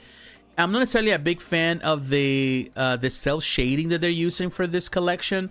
Of course, they're trying to represent the animation, but I don't necessarily feel that the cell shading is that great because it's not necessarily even part of the show. You know, I don't think the characters are cell shaded in the cartoon, but they go into this just to represent it. Not necessarily a fan because even like you can see the shadow in her hand, all that is not necessarily, it's not needed there. I don't know why they're going for that. With that like brown spot in the face, it marks the face. It's just not my thing. However, the sculpt is kind of nice, very small figure. All the bases are very they're technically interchangeable. Now, my only concern would be leaning because of the way she's positioned like that. She's sitting all the way to the back. It may lean to the back, so hopefully you don't encounter that. Of course, you can say weight is also a big part, but it doesn't matter. Leaning happens to all figures, whether there's 110, whether they're really small figures, whether there's big figures. Gravity affects all. The heavier they are, the more it's affected or the more visible it is, but even small figures can lean. So, yeah, that will be the only thing. It looks great. The sculpt is great. Again, not a fan of the cell shading in some parts. I think it's too heavy, like in her portrait. Those lines in her cheeks are not necessary. The ones in her eyes are not necessary. The underboob, perhaps, maybe you can keep. But yeah, the one in the face, that they went too far with it. That is my only thing with that one. Now, that's Jean Grey. You can get this in many, many different stores. Now we're looking at Storm. I think this is one of the best in the collection so far. It looks great. Of course, there's no shading her face because of her skin. And I think that looks great. She looks great on that one. Now, the pictures they've been taking lately are not as clear, in my opinion. With all this background, they look too heavy. So they don't allow you to see some of the features of the statue that could be better. They went with this clip resting around her hands to represent her power. That is great. And definitely the pose they chose is great, in my opinion. I think they went with a very nice choice for this figure. Very nice angle. Again, very nice sculpt. Very well done. Very nice figure. Very nice physique. But definitely very nice pose. She's standing there. It may also have a little bit of issues with some of the, you know, with leaning. But I think the way she's positioned straight probably can avoid that. But unfortunately, she's only held by 1 feet. And that is another thing that if the cape is too heavy on the back, that might also lean to the back, things like that. So it's one thing that you have to wait and see, but a good rod, a very stable rod from the top to the bottom really solved the problem. But most of the time, factories don't really go that far. They go for the cheapest rod and they put a small rod. That's what they do. But looks great. I really like this figure. I think it's one of the best in this collection so far. Perhaps my favorite of all the ones that they have released so far. So Storm is great, $135. I think it's a fair price. And of course now we have Wolverine.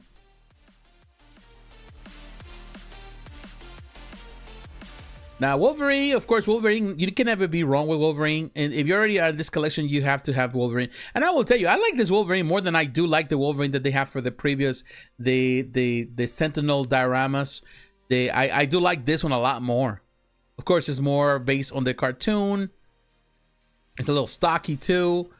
I wish he had a little bit of hair. They could have just added a little bit of hair, but on the cartoon, you don't see hair in his arm, which is kind of an odd choice. You can see those little lines painted, but you could add a little bit of texture, would have been nice. Very cool. Again, Wolverine, you can never go wrong with Wolverine. Very cool pose. Remind me of the Eric Sosa pose from the one that he did for Kotobukiya for the 1/6 scale. Again, the same base I've been using for all. There's a interchangeable base you can use technically with almost everyone. And it works. I think Wolverine is perhaps one of my favorite. I like that they have his claws are long. $135 as well.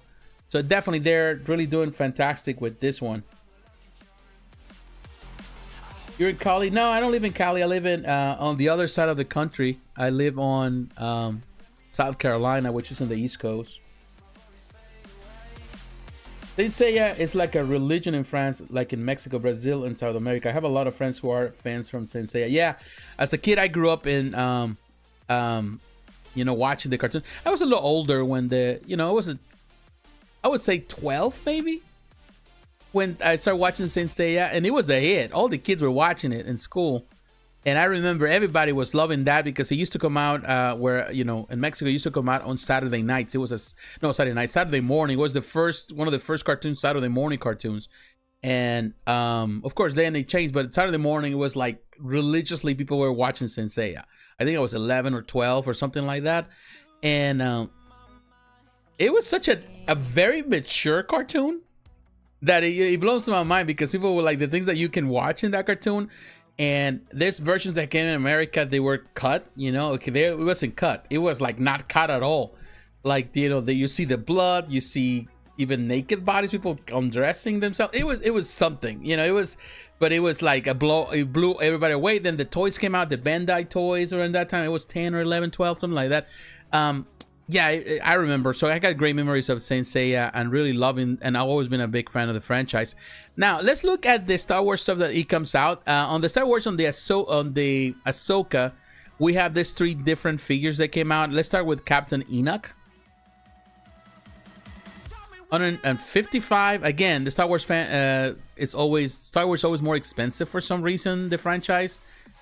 Very cool. Captain Enoch, even though he didn't have much part in the show, which I really like the show. I will have loved to see more action from him. It's a standing pose. Definitely, there's a lot of detail in the way that they have it all set up right next to each other. That is great. There's definitely battle damage around him.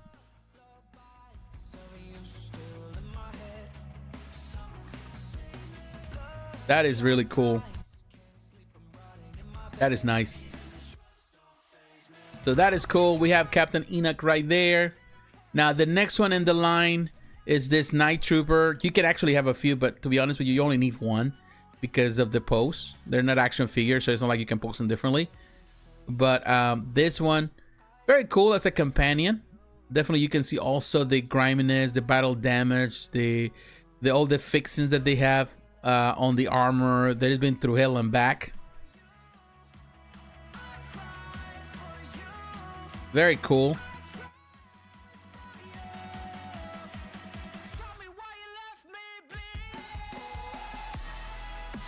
So that is nice. And finally, on that note, we'll look at Grand Admiral Thrawn. I think they did a fantastic job with the likeness. It looks like the actor's so great. They went with the right pose, in my opinion. That's the perfect pose to represent them. How stoic he is, you know, how phlegmatic he is. Very, very cool. Even so clean. Everybody is like, he is just like in top gear. Well dressed. Very Germanic in some way. Very cool, man. I definitely, even the way they did with the base, make it taller, a taller base, so you can display the others. The inscriptions in the back, very cool. A homage to the TV show, definitely. If you haven't watched the TV show, I recommend it. Looking forward to season 2. But here you can see, once you all display them together, they're gonna look like this at this height. I think it's a very cool representation. It's amazing. I think Iron Studios is doing amazing with the Star Wars collection. They little by little growing their collections. They're growing. They're bringing more characters into different series of Star Wars, and I think they're really doing some amazing work. It's limited edition. There's no edition size here, but that is very, very cool. Another thing that came out, now moving to the next thing, we have Mumm-Ra the Decay, Mumm-Ra Decay form. They have two different variations. The regular one, and then you have the deluxe version. Now the regular one is just a simplistic one, simple base. The decay form, well, the decay form is the whole thing, that's why they call it here. We already have a Mumm-Ra before, but this is another variation. It looks great, to be honest with you. Now with the deluxe, of course, it has the extra addition to the base. That base looks really cool. Although I like the way it looks here on this picture, where it's kind of on the darker side, while here they went into the more, you know, this more sandy look, brownish. But the hands, man, he has some huge hands. They look like claws, but it's a very nice pose, very nice actually concept, like the whole thing here, very nice. So hopefully with this also, it means that we're gonna see more Thundercats, different variations of the Thundercats, that they continue expanding this. Of course, the original series that came out, the original figures that they have, great.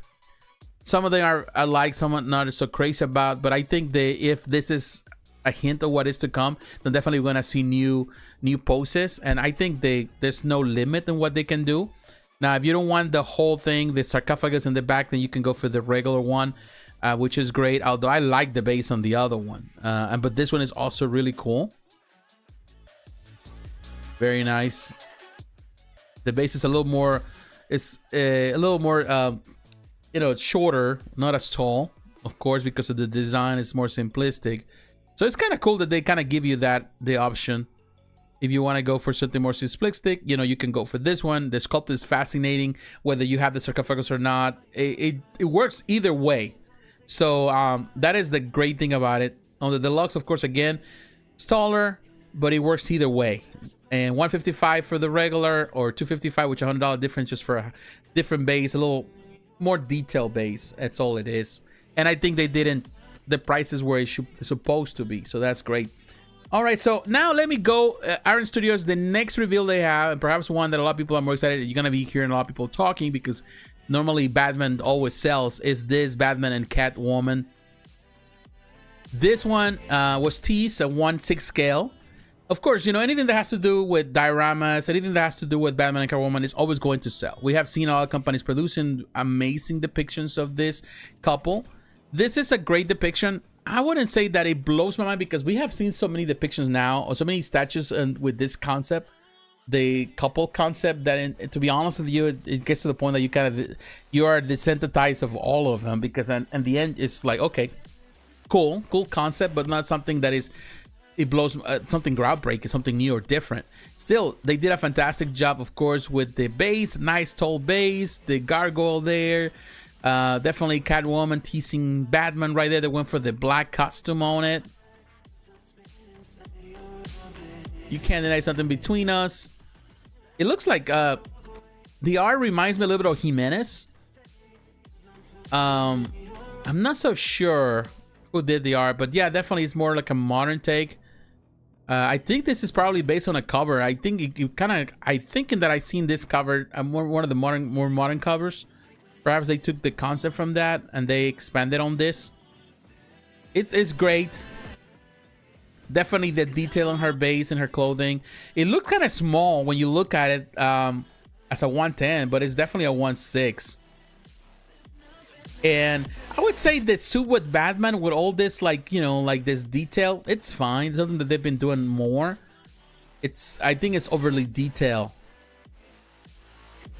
It seems that is the norm nowadays. The details on those gargoyles there. One thing I would say, there's a lot of dark color or colorations in this because of the outfits, but also because of the base, which kind of it can work in one good in some way because it kind of represents the art or the concept of Batman that is always in the shadows. But at the same time, it also can take away the ability to see detail because everything is too dark. The portrait of Catwoman is beautiful. Nice lips, well painted. A big of a nose. At least maybe it's the angle of the nose. There's even a cat on that base.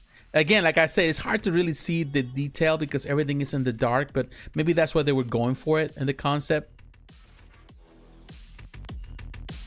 Definitely a nice portrait of Batman. There's another cat right there.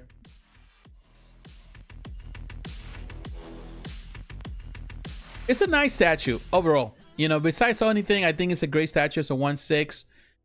This is the Iron Stars 1.6, which means that it's not gonna be that small. I think the price is fair for two statues into one. $725. I think it's fair. Some people might disagree with that, say it's too expensive.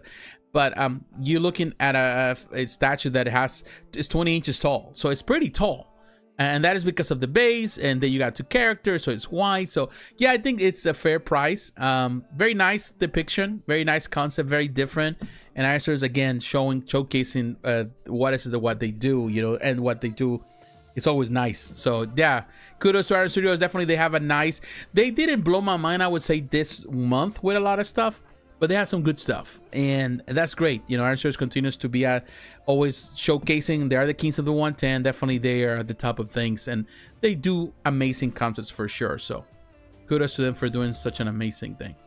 All right, let me read some of the comments here. Let me drink something.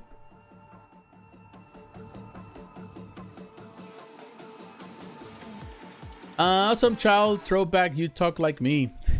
yes. It's from Mandalorian Obi-Wan. Oh, the stuff that we saw from Star Wars, that's from Ahsoka. From Ahsoka show. It's our simple recolor of the OG Stormtrooper, in my opinion. It is. Oh, Eddie, how are you, my friend? Just got back from dinner. Now it's time to relax. Oh, hope you have a good dinner too, Eddie. Thank you for stopping by, my friend. I love Mumm-Ra from Thundercats. Yeah, I think that Mumm-Ra is better than the first one they had. Thundercats is called Cosmocats in France. Ooh, I didn't know that. That is a good thing to know. Didn't know Cosmocat. Cosmocats. Well, nice to know. I never knew. I always thought there were Thundercats around the world, but that is great, because even in Mexico, they call it the Thundercats. Although in Mexico and in Spanish they call it Thundercats. Los Felinos Galácticos. That's what the galactic felines or something like that. That's what it means. I think that's a college, but it was always Thundercats, the title. It's a classic US cartoon. Love it. Amazing post with Catwoman with Batman. Iron Studios always surprises me. Yeah, I think with Iron Studios, they're just... One thing I would say, you know, sometimes we see companies, a lot of companies are competing with other companies. You know, that is just something that we see all the time. You know, some companies copy each other, or they combat each other, or fight each other. Like even Sideshow, I feel that Sideshow is trying to fight our Prime One Studio in some way with some of the concepts they're producing now. And they're trying to do concepts that other companies already have done. And which is something surprising, because it used to be that everybody wanted to copy Sideshow. Now Sideshow's trying to copy others. So some companies that kind of always do that back and forth. Iron Studios, it does its own thing. You know, Iron Studios is not as concerned about copying anybody's, because in reality, there's no competition on the 110. So, but they also, when they do 1/6, it's their own ideas and concepts. They just, maybe because they're on the other side of the world and the south hemisphere, they're not necessarily as concerned about what happened here in the north. They're on their own, you know, own time and their own space, and they do whatever they want to do. And that is cool. And, you know, definitely there's a lot still to grow for the company, a lot of things that they need to improve. But I guess that what they're doing, what they have right now, I think they just comfortable where they at. They're comfortable, just keep pushing the envelope. Enoch and Hot Toys, yeah, they are out competing too. Always surprises me. I love these companies. All companies, they compete with each other. It's just, you know, and it's good. Competition is good. It's good that companies are fighting with each other, or not fighting in like bad way, but it's good that they are pushing each other, you know, to do some things that in the end, we are the ones who benefit from it, because we're getting the best of both. We're getting the best representations of these characters. You know, like we were talking about some characters like Enoch, for example. Enoch does one thing, or Hot Toys, and all of a sudden Enoch improves on that. That is amazing. Which makes it's that in the future, now Hot Toys needs to top that out, and they kind of always kind of neck to neck in that way, but that's how it is. All right, my friends, so we're moving from Iron Studios now. I want to take you now to the next company. We're gonna go to I want to take you to First 4 Figures. First 4 Figures, always another company that is not proving anyone, because they are in this market on their own. There's like nobody here to compete with them. So when anything that has to do with gaming, definitely they have it all figured out. They got this week, they had 2 releases. We're gonna look at the first one, which is Waka from the Okami video game. They have 2 different versions. They got Okami, the exclusive edition, and they have the regular edition. Again, if you order directly from First 4 Figures, then there is a discount. You get a $25 discount. That's the early bird pre-order gift, as they call it. And let's look at the exclusive edition they have. This one, you will look at the pictures here. Of course, this discount is going to apply within the next 22 days. Very cool. Here you get Okami Waka painted resin statue. Very nice. I like the base. It has an LED function, which is nice, the way they did the whole base. It has a limited edition numbering. Comes with 2 interchangeable hands. Right hand holding Pillow Talk and left hand holding the normal sword. Pillow Talk glows in the dark. So it is really, really cool. It has the interchangeable hands, as you can see. And it glows in the dark. It's like a glow stick that you go into a rave or something. That's not what it looks like. But look at this one. If you're a fan of Okami, you know, Okami, it's a good game. I'm not necessarily like a big fan of Okami, but it's a good game. And I do like that the base on this one, very nice concept. And that light up feature there, I think it's probably the best part of it. It looks so cute. It's like, it's so serene. With that light, it's so diffuse. You can have it without, but with that light up feature, it just takes it to another level, in my opinion. Sometimes people say the light up features are gimmicky. I heard all the time from some collectors, particularly older collectors. They like the more classic stuff. But I think light up features, when done right, when they're done properly, they can enhance the view and the way some pieces look. And I think this is a clear representation of that. A good light up feature really enhances a statue big time. And this is great. Simplistic. You're a fan of Okami, this Waka statue is going to be very nice. Very nice detail. Very cool. And that is the thing that glows in the dark for sure. It is cool. This is, of course, the exclusive version. Now, if you're going for the regular version, which is this one right here, as far as I know, this one does not have a light up feature. And doesn't have the glow part. It has the and I think it doesn't have interchangeable hands. It doesn't have interchangeable hands. So that would be the only thing. This is more simplistic in my opinion. Still great looking. But that light up feature, in my mind, it just takes it to another level. The thing that you only get in this. And it seems that they use the same model as the other one just for the picture. because if you look really closely, you can see the power on and off button on the back. So they're using the same one, but it's gonna be the same, technically the same thing. The only difference again is going to be that it doesn't have a light up feature or interchangeable part. Here you can see the switch on button, switch on and off. Very nice. But again, it is the same piece, one with light up. I will go for the exclusive, and I think for this price, for like you paying $50 more, you get in a better deal. Less than $50, you get the better deal. So go for that one instead. Go for that one instead of just the regular one. It works best, and that is the one that you're gonna find here. You might be able to find this at Sideshow down the road or any other store, but they're only gonna have the regular version, not the exclusive that you can get only through First for Figures exclusive website. Now you got Tails. You're a fan of the Sonic the Hedgehog took film. The next one in the line that they've been producing, they have the Tails Standoff. They have two versions again, the regular version, and then you have the exclusive version. Now I'm gonna start with the regular version, which is $329.99. Now this one, again, you get a $20 discount. I think price $329, not a bad price. Here you can see the Sonic the Hedgehog statue, Standoff, resin painted statues is right there, base with limited edition numbering. Part of a 3-part series that could be displayed together. So it's part of the display that I already have with the other characters, with Knuckles and Sonic. Here, pretty cool. Very nice with the regular version. First Tails in the air. I always love Sonic and the Hedgehog. I always love the games. And Tails definitely is also another character there. I'm a big fan of Sonic, and I do love the films. The Sonic the 2 was great. The first one was great. The second one was also, you know, definitely they respect the source material. I have fun with them. Very cool, well painted, well done. Nice detail even in the boots, on the soles. Very cool concept with the base. Very nice. So that is just the regular version. Now let's go to see the exclusive version. And this one comes with a light up feature. $374. As you can see, they add those more detail to the base, and also a light up feature to the tail, which that is really, really different and cool. And even the light up feature in the eyes. Yeah, the LEDs there. Actually, I like this one a lot.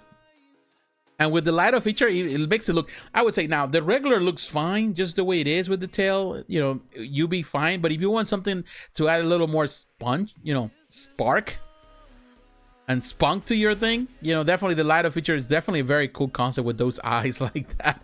Yeah, very cool. Definitely the blue in the film that they use that a lot, the idea. And of course the lightning, the electricity running. Very, very cool concept. I would say that they're both great. It depends on how you like your display. If you have a darker display and you want to bring more light, that definitely some of the light up features in some statues is great, allows for that.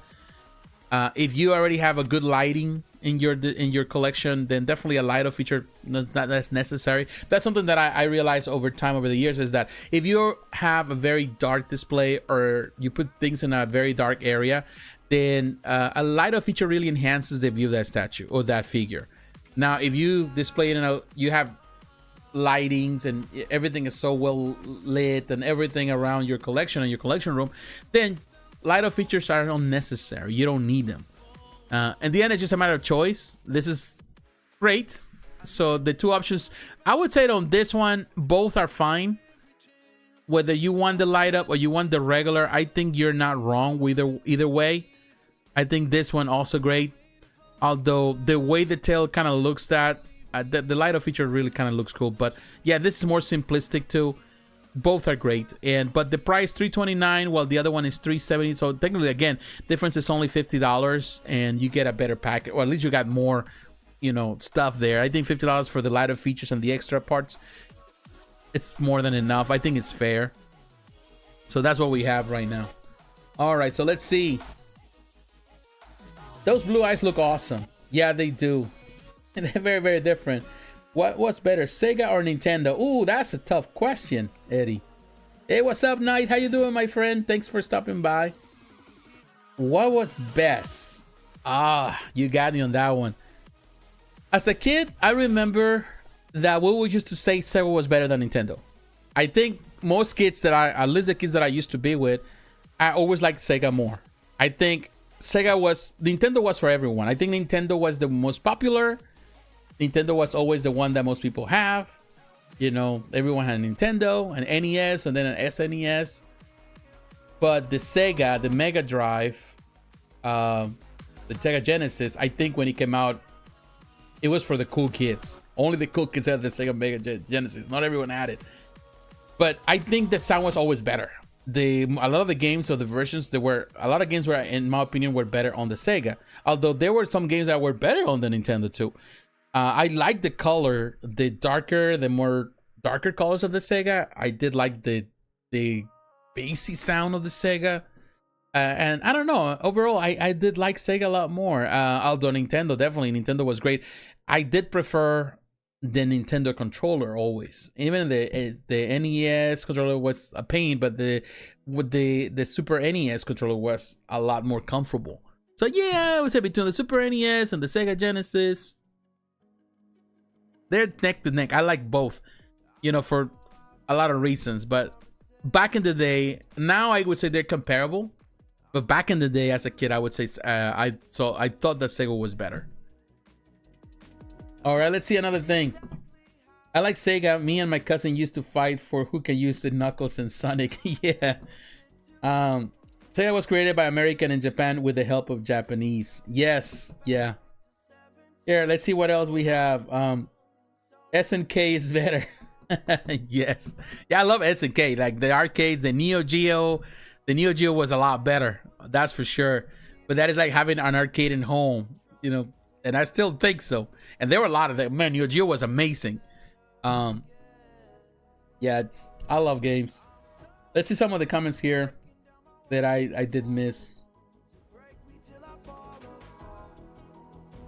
And yeah, they're dope. You know, First Figures. I like Zelda and Mega Man from First Figures. Yeah, they do amazing work. Like I would say First Figure does amazing work and there's no comparison. But at the same time, there's no competition. Many companies are doing things there. All right. Nintendo is 100% Japanese company. Yes. And, you know, they're both great. You know, I love both. And it's hard for me to tell because I still play with both. You know, I do have the mini versions now. I don't have the original versions, but I do have the mini versions of the Nintendo and the SNES and the Sega Genesis Mini. And I like them both. I do like the both, you know, for a lot of reasons. Even when I play games on emulation, I just love both. I think they're both great, you know, and some games are better than one than the other. They're just fantastic. The history that they have, the memories that I have from my childhood, they're always there. All right, so my friends, let's move now, and we continue on. Now I'm gonna go back to Spec Fiction.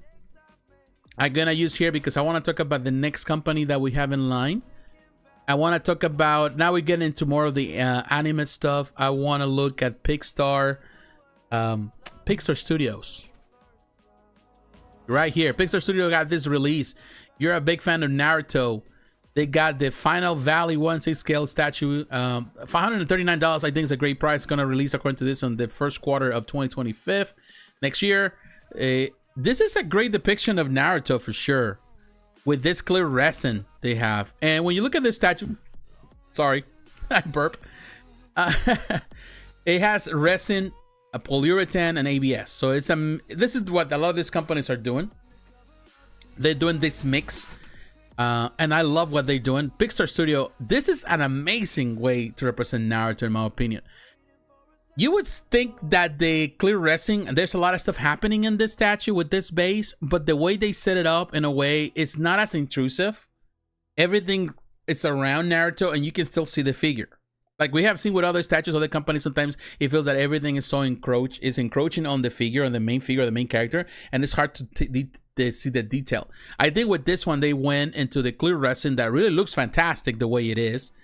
The water effect, the effect of his power, all that, it looks great. Very nicely detailed, very nicely done. It's a very cool action pose statue. And that water, the resin that they use for that, it looks amazing. Well, I think it's more like a, I don't know if they're using that polyurethane. I know polyurethane might be for this one, but this one definitely they have to use some type of fun, you know, like base, maybe some type of resin that is more clear. And then you have, I think you have interchangeable portraits, perhaps. No, I think it's the same portrait. It looks fantastic. Really well done. Very nice depiction of Naruto. Very nice what this company is doing here. Very nice representation of this statue. And I would say a lot of these Asian companies, Chinese companies, that they're doing a lot of this, you know, anime statues are doing amazing. They're actually pushing the envelope with their representations of what they can do. And I think there's a note for a lot of the Western companies also to kind of take note of those. The way they introduce, the way they implement all this, you know, the clear resin and all the effects of water and fire. I think they're superior to American companies. They do know how to do a representation of the power that it's really nice, and also, you know, adding lighter features. This one doesn't have a lighter feature as far as I know, but it doesn't need it the way it is. It's just so nicely done.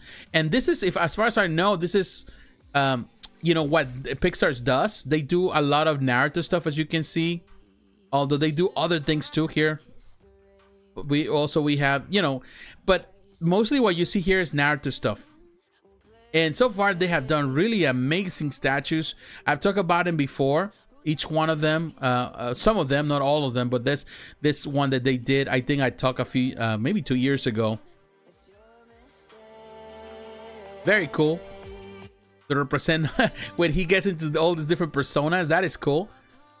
So definitely, Pickstar is definitely in a place where what they're doing is really nice. I like all the representations that they have done so far with their statues. Very cool concepts, like this one, for example. I love the way they do the effect of water.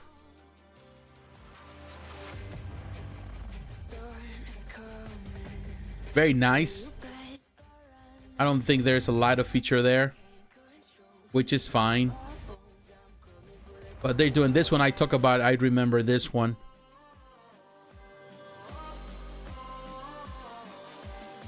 Very cool concepts. This one might seem busy, but the way it's centered is so well done. And you can see somebody that he just defeated right there. That is very, very cool. Very nice.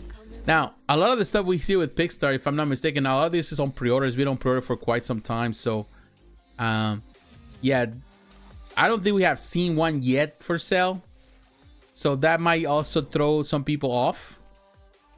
But so far we have seen in the concepts that they're coming for this company, definitely there's a lot of good concepts coming. So yeah, keep an eye on Pickstar Studio. You're a fan of Naruto, keep an eye on them, but also keep an eye on them just period. I think that they're gonna also start expanding into other lines. But so far on the Naruto, they've been really doing amazing. All these concepts are great. 1/6 scale statues, they look really nice. Now, another company that I want to cover while we're here,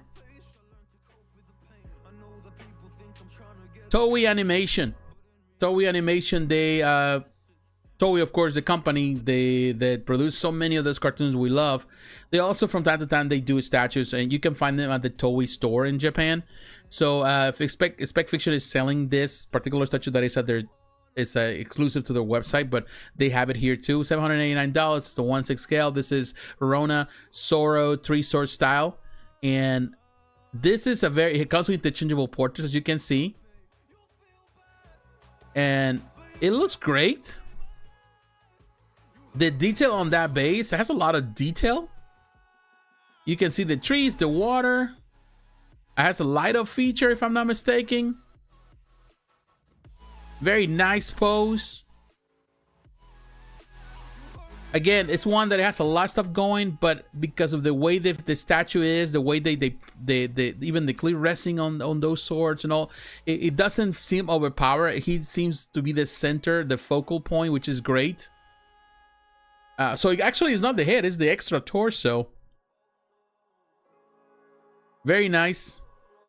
Very nice concept here for this company. Although, I wish there was a better pictures to see the whole statue itself. I went to the Toei animation store and I didn't really see it per se. If you go to Toei Animation Japan or something, Toei store.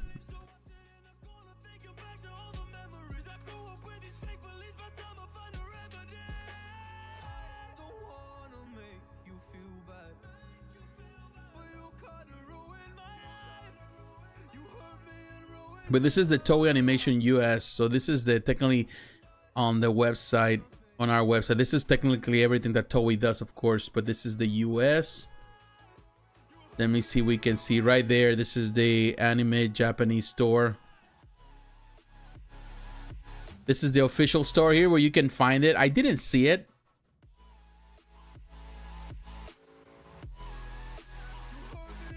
But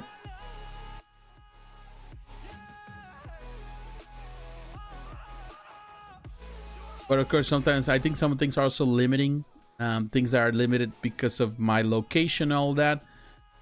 But yeah, this is technically where you find it at the store. So this is one of the statues that they're selling at their particular store in Japan. And there you can actually go for English version. That's the Shibuya store. I would love to. I never been to Japan, but I want to go to Japan, and definitely I want to go to the store. That would be great. But in any case, we're gonna move. So this is definitely by Toei. They're producing this statue, and it's great, definitely. And I don't think this is the first time in Spec Fiction, or not the first one. They did other statues. They did this one as well. The Seiya Phoenix Iki. That's a quarter scale. It was limited edition by them as well, $1,000. You can see. So yeah, Toei does its own thing as well, and very nice concept, quarter scale. I do prefer, actually, there's a lot of detail there, but that Zoro looks fantastic for sure. So yeah, great for them, great for this company on what they're doing. Now let's go to the next piece. Well, actually, let me read some of the comments. I don't want to just go too far and go there.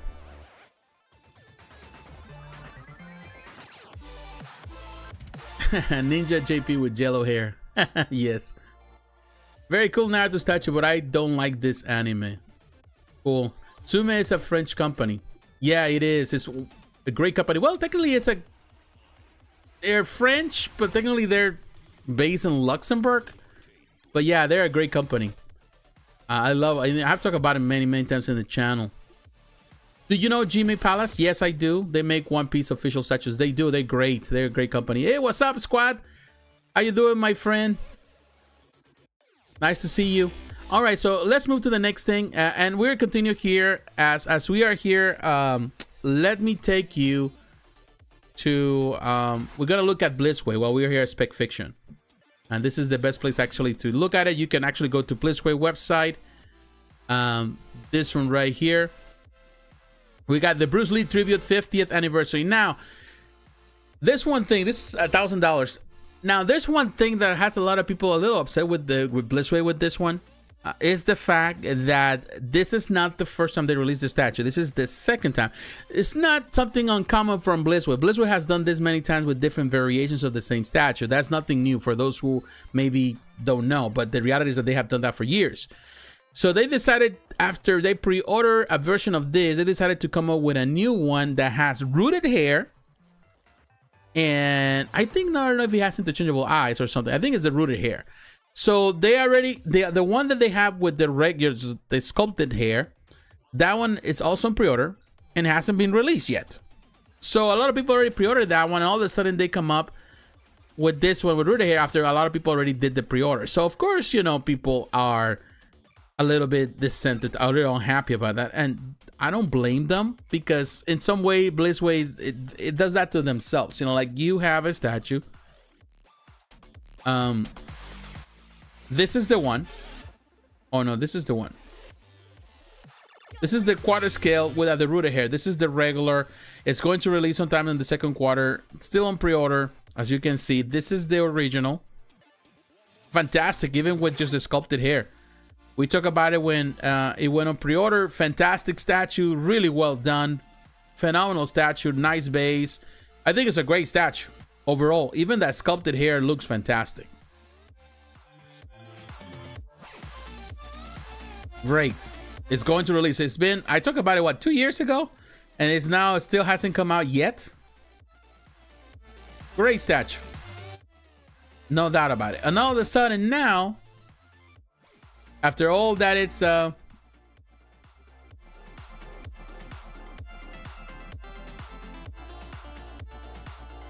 okay, so let's go back to the here to, and all of a sudden now they have the rooted hair when the other one hasn't even delivered yet. And of course, you know, people are upset because now a lot of people, they have to change to the other one. It's not like you can do an easy swap. Now, I like this one. The rooted hair looks nice, but it's double the price of the other one for sure. And it looks great, but I don't understand why. It's not I understand why they did it. It feels tacky that Blitzway did this, knowing that customers are waiting on theirs and they haven't received it. All of a sudden they have a better version that goes on pre-order when they haven't received the original version. And that is definitely one of those situations where I would say people have the right to be upset and express their dissatisfaction with Blitzway for doing such a thing. It is the same base, the same statue. The only difference is the rooted hair. This should have been announced from the get-go. From the get-go, from when it went on pre-order, they should have a rooted hair and they should have had them the regular. Both have to be on the same time. I guess they decided to use the same mold and do this new version to make more money, because now there's like a lot of people want rooted hair for a lot of things. A lot of companies are doing rooted hair. There is a market for that. Maybe they are getting greedy. They see companies like J&D selling for how much money they're selling their statues. Or, you know, you have people like, you know, J&D, you had Quinn Studios, you had Infinity Studio, you had all these companies selling rooted hair stuff, and, you know, they want to get into that bandwagon and make money. But to me, it's like, if you want to do this, might as well just come up with a new depiction of Bruce Lee to put on pre-order and left the other one behind. Because they should have done those two at the same time. Both should have gone on pre-order at the same time. So people would choose one or the other. Now, of course, people... like that, some people are saying they're gonna lose money because they're gonna cancel the other one. They had to pay this restocking fee so they can move the money to that one, and they still gotta pay for this one. And the other hasn't been released yet, so definitely it's not a good business practice to do that. But Blizzard has done stuff like this in the past, also with Bruce Lee statues. But in the past, what they did was different versions with different outfits, you know, different colors, variations of the same statue. This is just different. So yeah. Oh, also when they went from the 1/3 statue to the quarter scale statue, so that it's always been a history of Blitzway kind of, I'm gonna use this expression, pissing customers off by doing stuff like this. So, but other than that, it's a great statue. No, don't get me wrong, I like it. I think it's a fantastic looking statue. It's more expensive, of course, double the price. It's still a fantastic. Still, Blitzway does amazing depictions.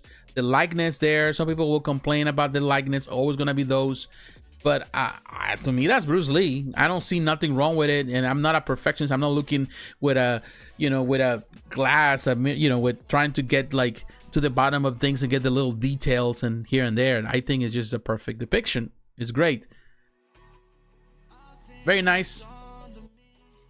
The Master Bruce Lee looks terrific here. So yeah, I would say it's not a bad piece. Quarter scale, $999. So you're willing to pay that. It's going to be edition size of 1,000. There's going to be plenty of them to go around. They want to make a killing with this just by adding some hair. Okay, that's how it is sometimes in this business. So what can we say? All right, so let's go to the next one. Let's go to I can see it here, but I'm gonna go to Sideshow for this purpose.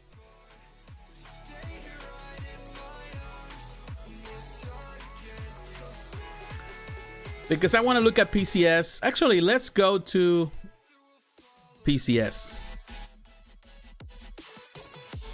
They have it here. Premium Collectibles, always now a company that has been doing such an amazing thing. Like, they're doing all this stuff. They got the exclusive Gozer and this Hell Dogs, or probably how they call them, but this is the version. You can get the exclusive. You can get the regular version here too. They got two different versions separate for Gozer, but you can get the exclusive version, which technically you get the whole package. and it has a different portrait. I think it's interchangeable portrait if I'm not mistaken. So kind of let me give you an idea. You have a payment plan here as well, which is great. The quarter scale, the edition size for this particular edition is going to be 200, which is limited, which is great. On the details on this one, they got Gozer, the dimensions, Vince, and Sewell. And the Suggested retail price is $1,500, which is not for everyone. So, of course, we already seen the other, figures that they have, statues, which they look amazing from the other guys. So here we're going to look at the pictures. Very interesting. Very nice, actually. Depiction, very accurate. It has the interchangeable portraits on the exclusive. You get the gloves. You get the ticket that they give you, which gives you some extra points and discount, a silver coin. You get the certificate of authenticity, that the new one that they do, like the metallic one, which is amazing. So definitely it pays off to buy directly from Premium Collectibles, because you get a more bang for your buck. I think the way it's all displayed really looks fantastic. This is definitely for the definitive Ghostbuster fan, the one that wants to have everything. It's pretty, the dimensions are great. Those dogs are huge. The hounds look like huge. Now I can see them. They're very massive. So definitely you're gonna need a lot of display. I like that portrait, the scary one, the one that she's yelling, or Gozer's yelling. Very good, very nice, actually. Very nice physique too for the statue. They did a fantastic job on this one for sure.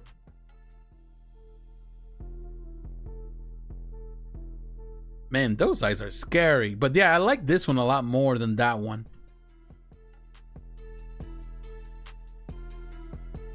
Wow, look at the detail.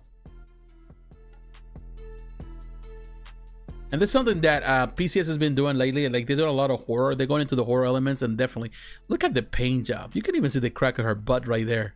Look at that. Oh my God, they did a really nice paint job. And another thing, I just find out that Casey Love is now painting for Premium Collectibles. He left Sideshow, which is, I didn't know until this week.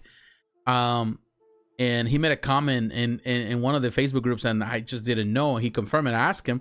And now he's no longer working for them, but he's doing a lot of freelancing work, and he's doing a lot of stuff for PCS. So, which is amazing, because Casey Love is a phenomenal painter. And I love his work. And this house look amazing too. Look at the house. Huge. Nice paint job. Really nice detail. But yeah, Casey Love, in my opinion, one of the best painters in the industry. Now it's a freelancer doing stuff on his own, but also working for companies like PCS is one of them. He's going to be doing work for them. So we'll see. I wish him the best of luck. Very nice. Definitely. Here you can see that, or you can get this as Sideshow. You can get a big battle store. You can find them anywhere. This is just their regular version, which is $665. It's cheaper, of course, if you buy during the 10% discount during this time. It's the same statue. But of course, without the extra parts, the hounds are separate if you don't want to buy them.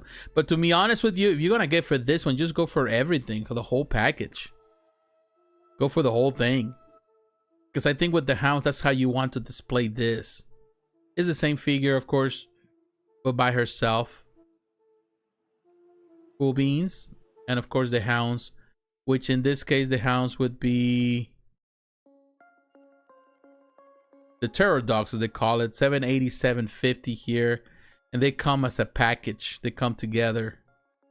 I think actually it's a great price for those two together in some way. Yeah, because they're massive, as you saw. They're really big. And you can go definitely to Sideshow. Sideshow, they also have them right there. $880. So yeah, it's cheaper right now to order directly from PCS because of the discounts you get. And this you can get there, or you can go. But yeah, I think in my opinion, the best option, it's definitely that. The collector's edition or the exclusive from the website from Premium Collectibles. I think that's what you should do, and that is probably the best. I think the best of the two. So yeah, that is what we have with PCS. Definitely they did a really cool thing. All right, so we are on that one. All right, so we've been here for a little bit over an hour again. I'm gonna take my last break of the night. Normally I have to take 2 breaks because of course we get really heavy with this. Let me read some comments before I go on the break. But we're gonna come back to. Let's see.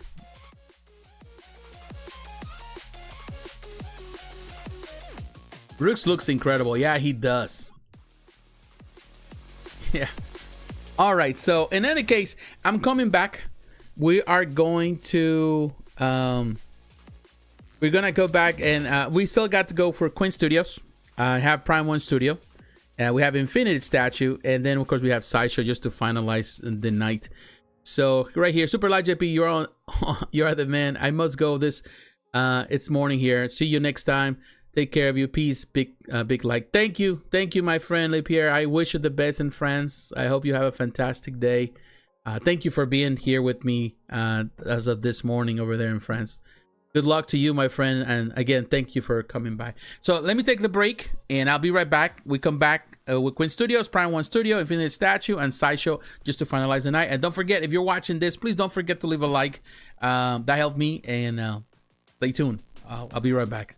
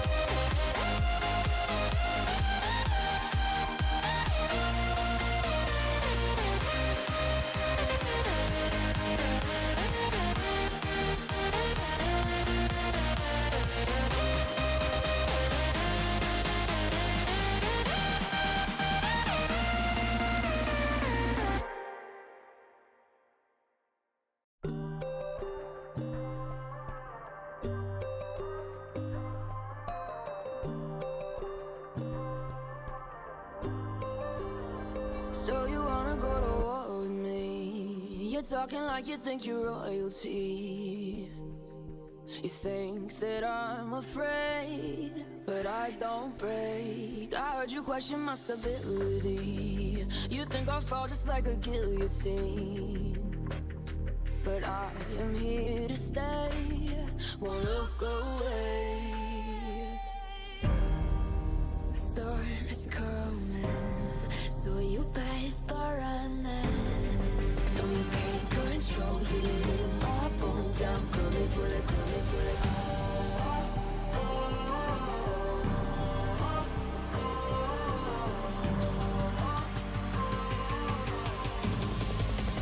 Coming for the throne.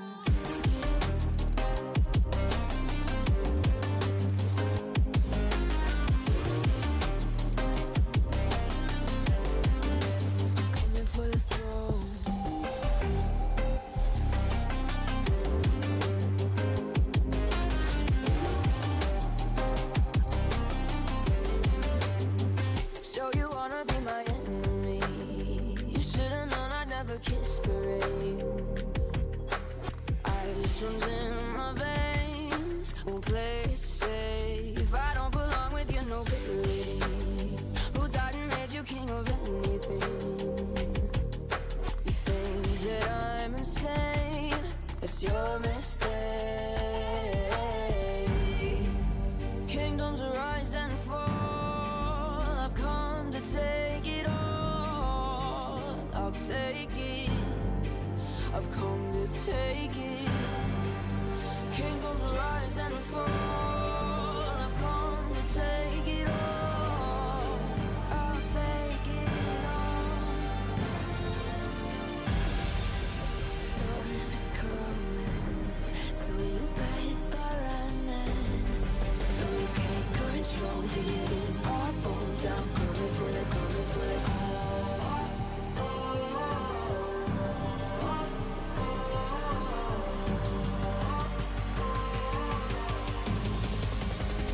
For the throne.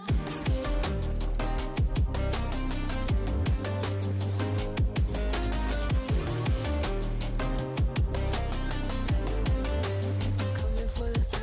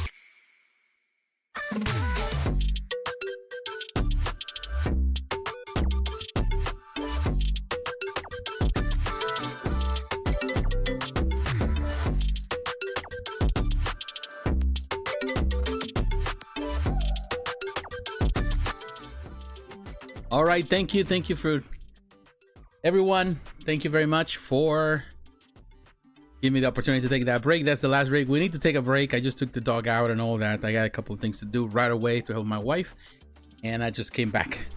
But I want to say thank you very much. Do not forget to leave a like to this video that you're watching. Please subscribe if you're watching this for the first time and you like what I produce. You know, I'm not the best, but I'm not the worst either. I just do my best. But I want to say to all of you, thank you for spending the time with me, whether you are anywhere in the world. It's in the morning time, afternoon, evening. Thank you for you taking the time to do this, to be with me tonight here in the United States, here where I'm at. I appreciate it. I appreciate your support. Thank you for all these years of support at this channel. All right, so we still got some way to go. We have a few things to go, few big companies, big hitters. We're going to talk about Quinn Studios. Prime 1 Studio, Infinite Statue, and Sideshow Collectible. So let's start first with Quinn Studios. So let me take you there. And let's go back to Infinite Statue. Here we are at Infinite Statue. I want to talk about this two right here that you see. This is from Quinn Studios. Let's start with there's a regular version and there's a premium version. Let's start with the premium. Actually, let's start with the regular, with the premium. Yeah, then we'll look at the regular. Here at Quinn Studios, this is Spider-Man. It's this unknown type. We know it's a quarter scale, which that really tells you how huge this statue is. It's really large. There's a reason why the price, it's almost $1,900. It's gonna come out with the shipping all $2,000. The edition size only $88. As a quarter scale, that is huge. You know, you would think, oh, it's okay and it's small, but when you compare that Spider-Man, if it's Spider-Man is a quarter scale, even though he's in a crouching position, still comes out to a very, very large piece. Eric Sosa, actually, this is the first collaboration that I know, first collaboration that he has with Quinn Studios. Quinn Studios definitely mentioned it, and also he mentioned it on social media, which is great. I love Eric, it's always fantastic. He went into the more monstrous type. He is sculpted Venom. I think another artist, I'm not sure if here with nether details, did Spider-Man. Right there it says, I don't know if it says anything here on the details. It's made out of resin and polyurethane, I guess. It doesn't really say, but as far as I know, Venom was sculpted by Eric Sosa. Look at that. It's a humongous, monstrous Venom. Look at that scale of that monster. And that base too, like in the sewers. That is super huge. Look at that. Man. And I would tell you, Eric Sosa can produce some monstrous things. Like monsters and stuff, he's phenomenal. Although most people know him for his superhero musculature and stuff, you know, when he does monsters, he's also phenomenal. He's really great. That's something that he likes to do a lot too. Monsters and creatures and stuff. And I think that with this Venom, he went all out in the monster, on the creature side of things. As you can see, a lot of detail with that resin, looks fantastic. It really enhances his art. Something that sometimes I felt that's when he was working with Kotobukiya years ago. With Kotobukiya, you know, his sculpts were phenomenal, but the quality of the product, it wasn't great, and that was for Kotobukiya. But I think with other companies that really care, like in this case Quinn Studios, with the sewer style, I think he gets the opportunity to really shine, and definitely the detail shows on the stuff that he does. This is a huge monster. Looks amazing. And then you have Spider-Man right there. That is a nice display. Of course, you got the different interchangeable portraits. Even Spider-Man has the interchangeable portrait like that. The wink in the eye. There's more something that you do with the cartoons, because in reality, he cannot do that in the comic. He doesn't do that in the comic book.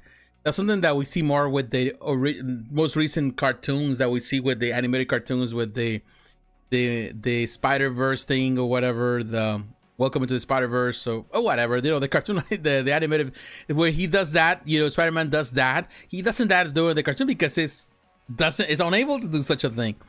It's kind of cool as a concept, but not necessarily as something that is comic book accurate. Still, look, it's a huge piece. Looks amazing for sure. That Spider-Man there really got the nice touch too, as a display. Like Spider-Man is just searching into all display area, and all of a sudden he doesn't know Venom is right behind him and it's coming at him. Like that is definitely tells the story, all the skeletons and stuff, and the sewer, the liquid, and that is cool. This is a nice looking piece, man. I'm telling you, the detail there. They have a lot of pictures too, which I love when they show all these pictures. And that is the Spider-Man, I guess, a companion piece that adds some to it. That's really great. The only bad thing, of course, there are companions, so you have to set up. It would be nice if there was a way where you don't see that line, that you can see like a continuous line. That would be the only thing that you don't see that separation. Be able to set up together that way. But yeah, from this angle, you're not gonna see it. It's not not gonna interfere with anything. Man, they got tons of pictures, which is great. And the different tongues, different portraits that they have with Venom, different styles from the, you know, the more classic look without the tongue and with the tongue, and the different variations. Really nice, very nice. The dimensions, the width is 75 centimeters, the height is 70, so it's technically 3/4 of a meter. That is a tall quarter scale statue. You're looking at, just to give a math rather thing, it's maybe like, just for those who are unfamiliar with the metric system, let me kind of give you an idea. So you're looking at 76.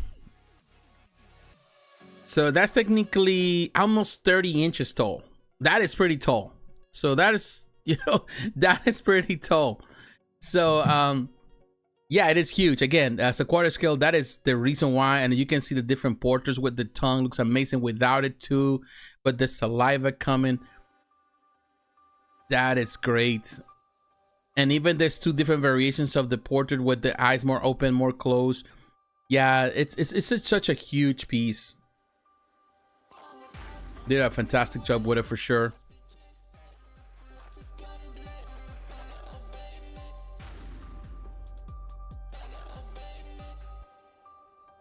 Man, that Venom. Here you can see the dimensions side by side. Great. They did a fantastic job. The premium edition, you know, of course, the regular edition only has the one depiction of Venom, and then you have one depiction of which Spider-Man.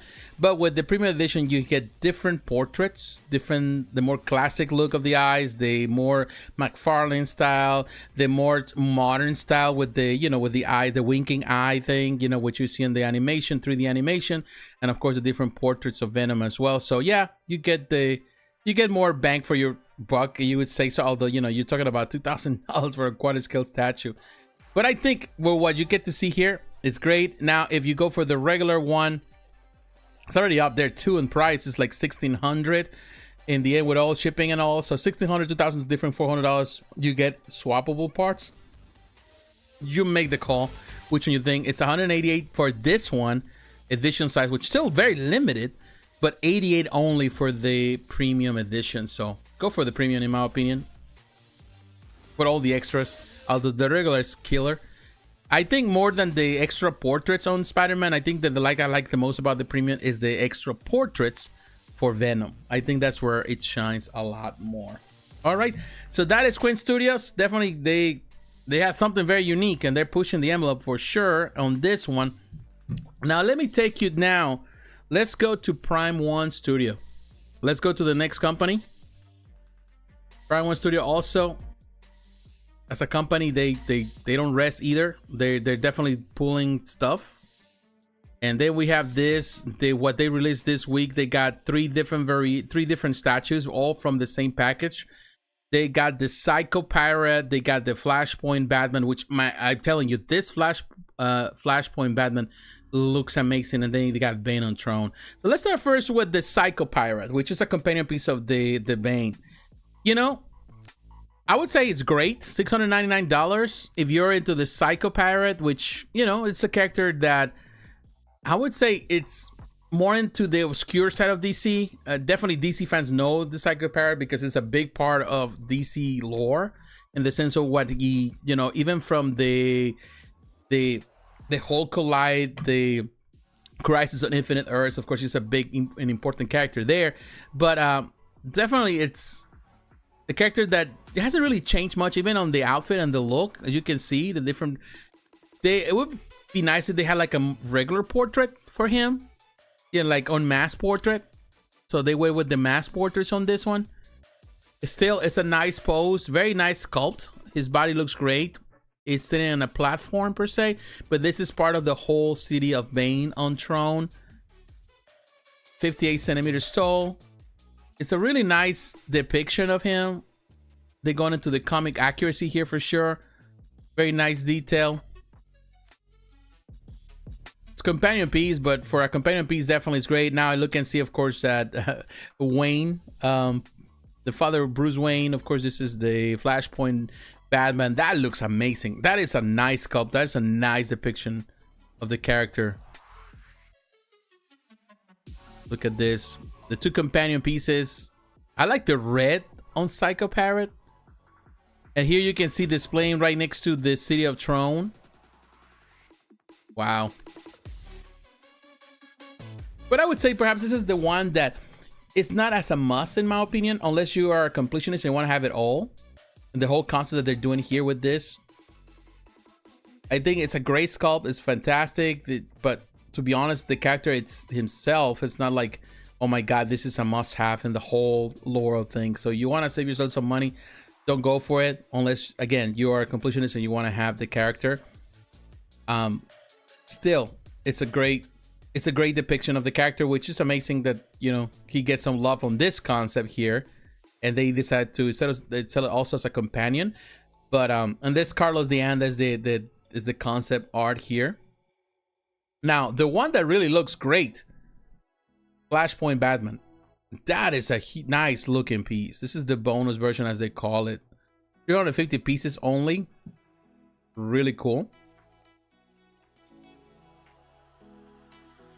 And looking at him, I do love the musculature, the sculpt, the museum pose they went with this one. Thomas Wayne.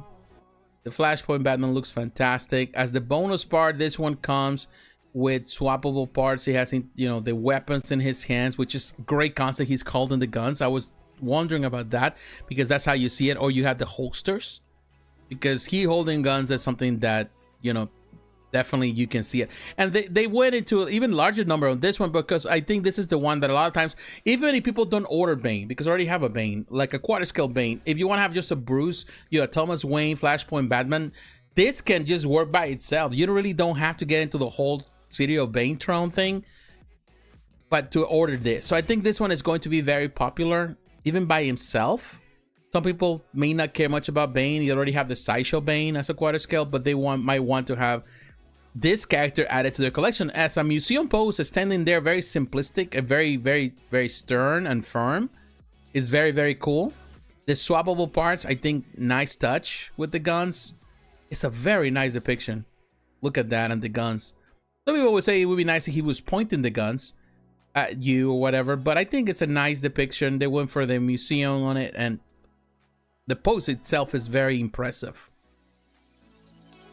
Nice detail, nice sculpt, nice paint, very well done. Again, I think this is gonna be the one that is a lot of people are gonna get. Yeah, great, looks great right next to the other Psycho Parrot and all that, and Bane, of course. But I think this one as a standalone will be great. Now, you're a completionist, you have to have them all, but this one just by itself is great. Even the guns have nice detail. Some of that red tone paint too. That is something that kind of breaks some of that darkness in it. The color, the red, I think it's really adds a little nice detail. Bring a little bit of contrast, which is great. Very well done. Fully sculpted cape.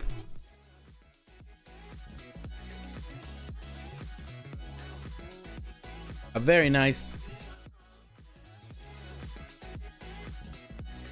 depiction for sure. Okay, so this is the one. So this is the one I would say, again, Psycho Parrot, not necessarily a must. This one, it can work either way. You can have it, you don't have to have it if you care much about it as a companion. But if you want something like just himself, just Thomas Wayne by himself, then definitely this is a great choice. Now, the big baby, the one that everybody cares, of course, is Bane on Throne. You got the deluxe bonus version and the regular version, $1,700.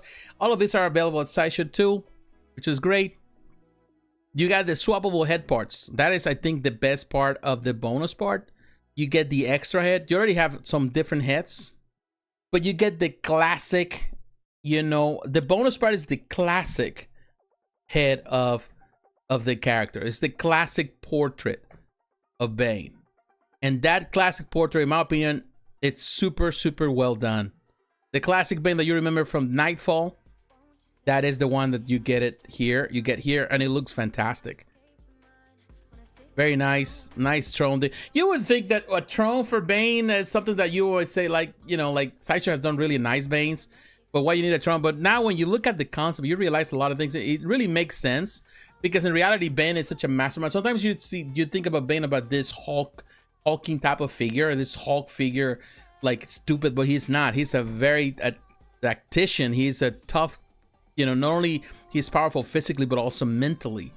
That's the reason why he was able to break the back of the bat. So yeah, I think with the Throne concept, where he's taking pretty much Gotham as the king of the crime, then definitely is great. Now this other portrait too, that is great too, with the open mouth. That is a nice one too.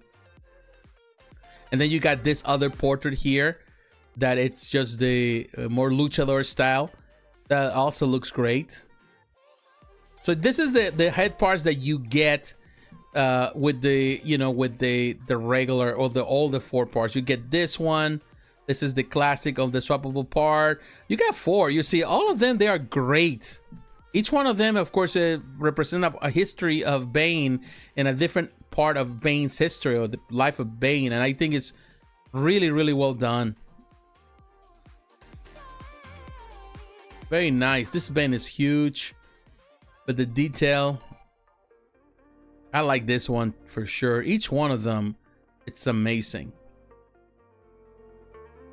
Only 39 pictures. A lot of pictures for this one, but all the different head parts. Wow. Even the back, I didn't notice the detail in the back. Like, he created a throne out of like debris and stuff. And the venom going through his veins. Huge, man. It's a huge piece. This is one of those that excites you when you see it. When I saw the trailer, of course, when we saw that in the showcase, it was definitely impressive. But now seeing it like this, it's even more impressive. Very nicely. Psycho Pirate was just released in a 6-inch Marvel Legends also. Oh wow, didn't know that. This Flashpoint Batman looks really good. Yeah, that looks amazing. I do like the way it looks. I think this whole concept here is very interesting, and that Bane looks amazing. You would assume, like, sometimes, oh, you know, Bane, I want to see him standing up, but actually this Throne concept actually works well for him. It makes it like he is the king of the hill. He is the kingpin here in Gotham, and you know, he is in his empire. That's the reason why it's called the City of Bane. This is his throne that he built. Very nice hands, very nice sculpt, man. The whole concept with this Bane, this is definitely gonna be a popular one once it comes out. A lot of people are gonna be wanting this one. Love the detail, love actually the stance for the different portraits. That's something that I wish more companies do, but of course, you know, with all this extra portraits that is given here, of course, it's a given. It's a must to have like something to display them in an organized manner. Very well done. The muscle, his arms are huge, his hands are huge, the sculpture is amazing, the detail, all the, you know, the little hoses of all that venom, the detail in his boots, tactical boots, amazing too. Oh, that's a broken TV, broken parts. This mechanized debris that has created a throne for him to sit. And that, oh, that seems like it's the broken bat signal. Like, that's the back of the bat. I just noticed that. The bat signal is broken, busted, you know, he is the king now. He doesn't, so technically he made it out of the whole signal thing. Oh, wow. As the foundation of the chair. This is his city. This is his town. That is a cool piece, man. Look at that, how busted that is. Oh my gosh. Great detail. Nice paint job. Broken TV, old TV. This is a nice piece. The nice collection. The whole thing. It's really, really nice. They did a really nice job with what they did here. Very nice looking at this company doing what they do here. Not for everyone, but yeah, man, that is a nice depiction of Bane. Really, really well done. Congratulations for the company to do an amazing job once again. Bane looked great, but it's way expensive for a quarter scale in my opinion. It is in the sense, but it's huge. And as we saw with Quinn Studios with that huge piece, You know, it's just the way things are right now, unfortunately. It's something that it's a consideration. Yeah, if you want something more easier and more affordable, then definitely Sideshow would be the case. You know, it's a great concept, but it's not for everyone. I think Sideshow has produced amazing Banes, but this one, what I like about this one is that it has all the extra portraits that adds a little more detail, or like different variations of that. I think it's a fantastic depiction. It has a lot of great detail with that base. It's a base is huge, you know, and all that. And he looks big and massive. It's not a small, you know, depiction of Bane. It's a big depiction of Bane. Expensive, but yeah, right now it's just like quarter scale is just getting up there in price. A lot of the companies are already getting up there with a lot of this stuff. It's just the sign of the times, I guess. Whether, you know, it's hard to see it. You know, as a person that I came into this hobby, statue collecting. How long has been? It's been a long time. It's been like 20 years or more now. When I come to think of it, I seen the prices of the quarter scale change from 20 years ago, when you can find something for in the early 2000s, mid 2000s. I remember things were around quarter scale was around 250. 255, and then it got $300, and then it started moving into 350, and so all of a sudden it started going up from 350 to 400, and then 500, and then of course now 700, 800, 900. So yeah, it's like quarter scales have been moving up, but when I'm looking at pieces that even as a 6 scale they are $1,000, I think the smaller scales have even increased even a lot more than the quarter or the third scale. The gap is big. Like when you look at 110, when 110 was out of $50, and now it's 110 is going for $300. So the increase is more than triple. You know, but what a quarter scale is technically has double, and in some cases triple. But the 110, the 16, they're all triple and quadruple at some points. So they're 6 scale pieces that are $1,000, and when they used to be 200. So there is, I think it's all a matter of perspective. As a quarter scale, we could say that quarter scale, it's more expensive. It is. This is a very expensive $1,700 for a quarter scale.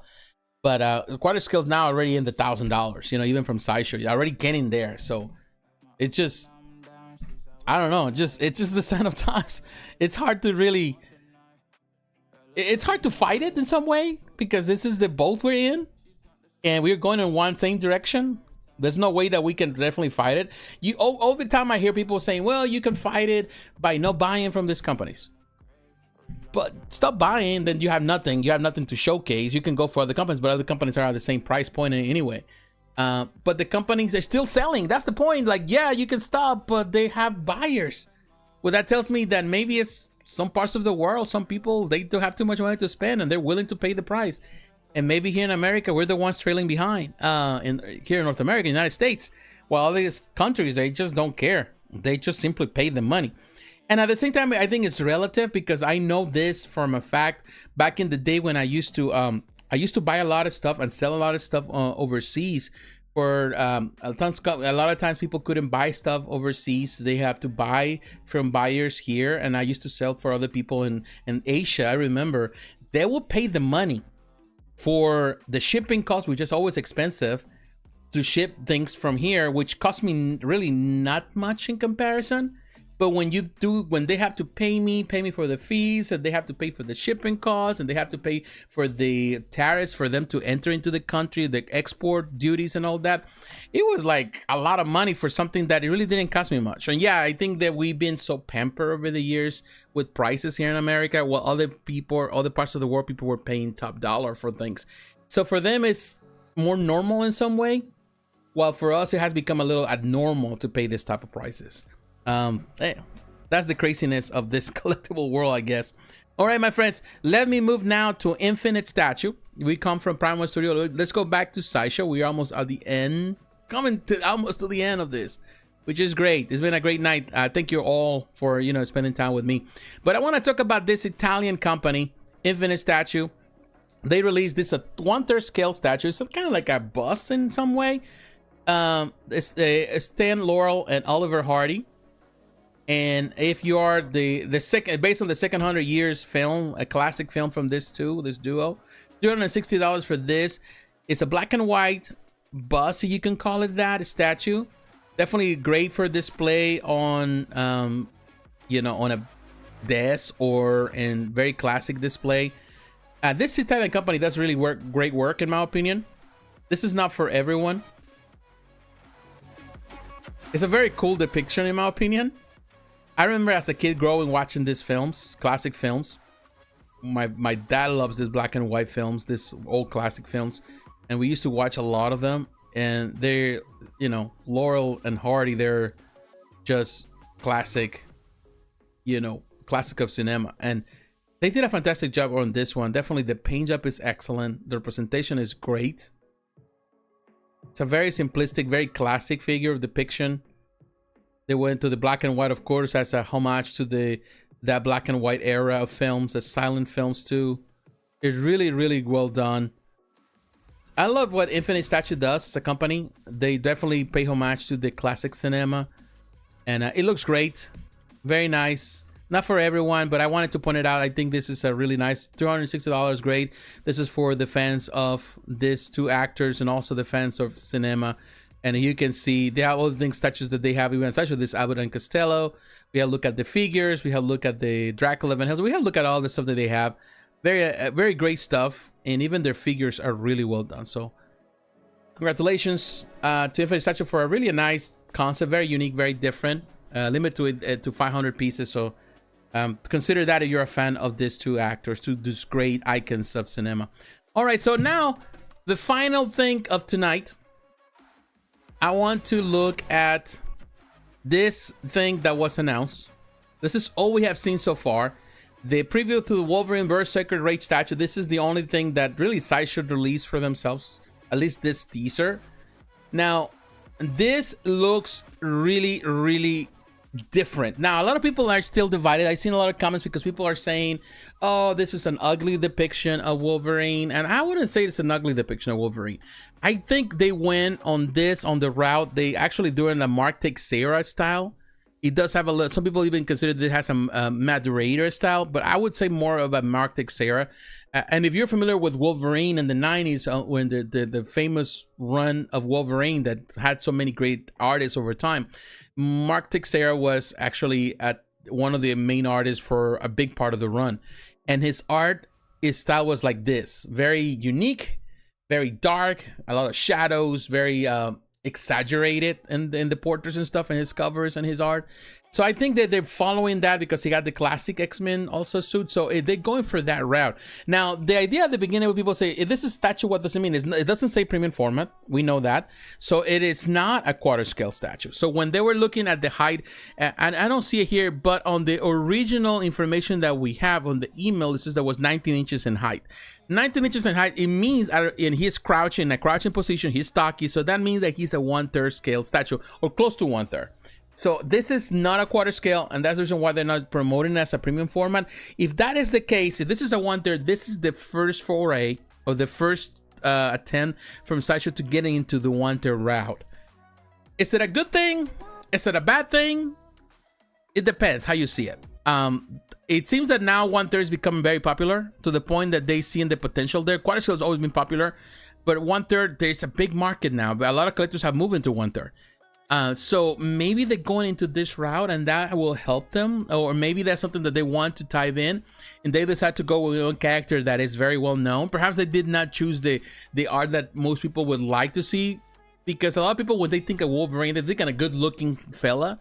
They're thinking about, the movie fella. They're thinking about that's what they think. But this is definitely for the comic book fan, but those who are familiar with different arts and different depictions of Wolverine in the comics. So that is the reason, and definitely Teixeira did the Berserker style for a long time. He did more of that crazy look and the fights between Wolverine and the saber tooth and so on and so on. So this is what represents, in my opinion. It's very clearly they do. It does have also some of that what is that, the Keith, the one, I forgot the name, but it has a couple of the different styles during that era. There were a couple artists depicting Wolverine in the mid 90s where he was very exaggerated and like this. So that's what they're going for. Is it a good thing that they're going into the 1/3 scale route? They're going or diving now also there.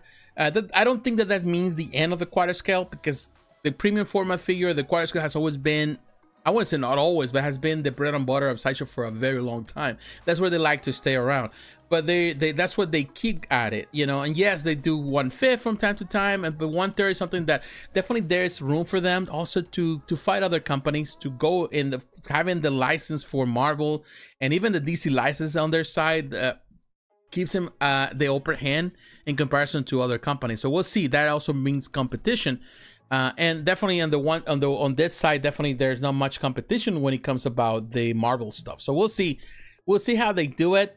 There's still too much. I wouldn't say that I'm a big fan of it, because although I really read the Wolverine comics and I love the comics from that era with Mark Texeira, I was never been a big fan of that time of Mark Texeira's art. I was never impressed about that over exaggeration of art. So yeah, I dig it in some way, because I know what they're going for, and it's nice that they're actually going for something different and unique. It's not the same depiction of Wolverine. Yes, another Wolverine, that's another thing. It seems like we have a lot of Wolverines already. There's a lot of stuff on Wolverine on pre-order, but the character sells, and I think if they're gonna go on the 1/3 route, they want to start with a bang. Maybe this is it, maybe this is not. We still got a lot to see for this character. Would it have interchangeable parts? Are they going to do, how is the base? You know, what else that they have in store? We need to see more, of course. I don't know when this is going to go for sale, but right now we have this teaser, and that gives us an idea what is to come. So we'll just have to wait. Of course, I think people are divided. Some people are fans, a lot of people are not. And sometimes the people who are fans are people who have read the comics and love the comics and this particular depiction of it.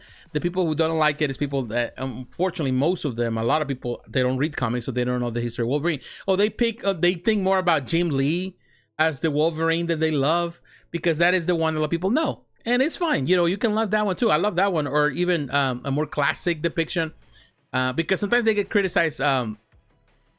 Sometimes Sideshow gets criticized because people have an idea who Wolverine should look like, or any other character. And sometimes, you know, they try to do other artists, other concepts, besides the one that are most common or the one that are most famous or most popular among most collectors. And unfortunately, most collectors here are not comic book readers. You know, a lot of collectors, they simply collect Marvel stuff because they like Marvel stuff, you know, because it's in pop culture. But not necessarily because they love comics or they have read the comics throughout the years. And that is the way it is. And that happens in all the different, whether it's Marvel, DC, or any other franchise. That's how it is. All right, my friends, let me read some of the comments here. Let me read some of the comments. Let's see. Prime One always hitting home runs. Yeah, they always do. US statue prices change a lot. My father used to collect the mini Marvel bus in the early 2000s and still has them. And when he sees the prices now for statues, he doesn't collect anymore because the money. Yeah, I get you. Yeah, I remember too. I used to have the you know, and this is the thing. I was never really a big fan of the mini bus by Bowen Designs. The prices back then also were expensive for the time. Some of them, you know, the one that were most coveted. There was a big thing going on.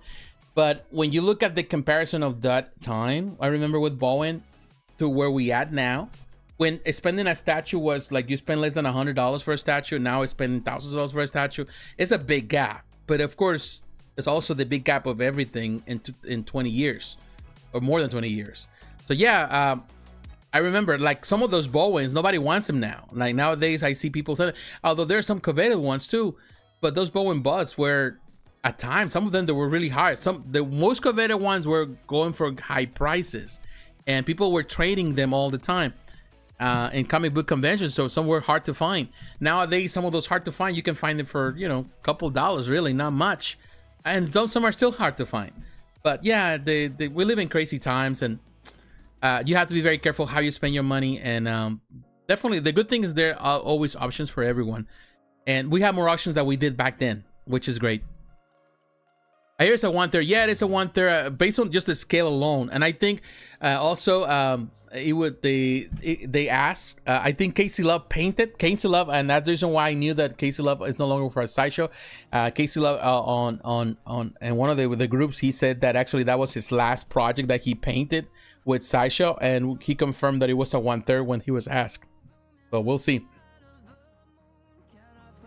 Yeah, he works well as a 1/3 because it's small. Yeah, because as a 1/3, it's a 19 inches tall in height, which is pretty tall for that, but it's definitely on the scale. He's definitely very stocky, and he's, of course, he's crouching in that like berserker position. He's about to fight. So I think it works great. We'll see. I think Sideshow is gonna try to go into this route, and more power to them if he can manage to do it. It's already getting that 1/3 scale market more crowded as it is. And we'll see. It seems that, companies are kind of diving into all these scales. I would say that it's all about just sticking with the scale that is more affordable at the same time, but also the one that fits the most. We'll see. At least for your collection. I love smaller stuff. I'm not necessarily a big fan of big stuff. I have collected quarter scale. That's the most I have ever collected is quarter scale. I have collected 1/5. I have collected quarter scale. I've never gone into the 1/3 route, and I'm not sure if I ever want to go into 1/3 route. I don't have the space for it. I don't have the space for 1/4, even 1/5 nowadays. Even the Twitter head is getting stretching my budget right now because that's the large 1/6 scale that is close to 1/5. That's stretching not necessarily my budget, but I would say it's stretching my space limitation because the space is at a premium for me. So it's that or that. So I prefer 1/6 and even thinking of 1/10, but I think that is at the top where I'm at right now because I don't have the space for anything else. I'd love to see Wolverine in a different costume or even him in a war outfit. Always the blue and yellow suit, which I get, but would like something different. Yeah, I gotcha, Adonis. I think it's, they go for the classic looks. And at the same time, I feel like I'm tired of Wolverine as a whole. Honestly, I feel like, okay, we have done Wolverine so much. Why they don't give a chance to some other characters? Like we get Wolverine. We get, the other, the classic characters. I would love to see other things. Of course, Wolverine always sells. It's always popular. But I would love to see, I don't know, a Beast from Sideshow. We have the one from Iron Sword that is coming very soon. That looks amazing. But it would be nice for them to do a new Beast.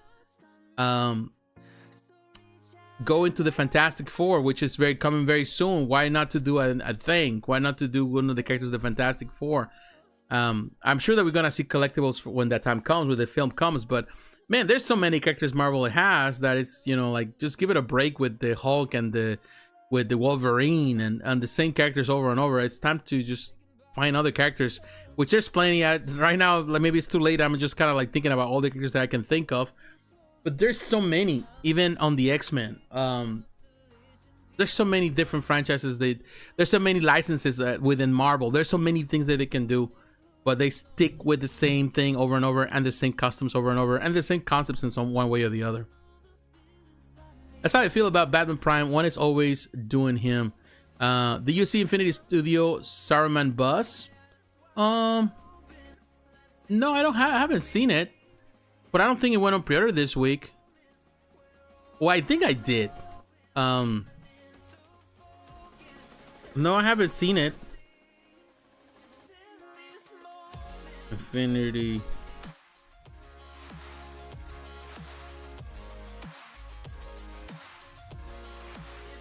Let me see. Let me check while I have you here. Let me see.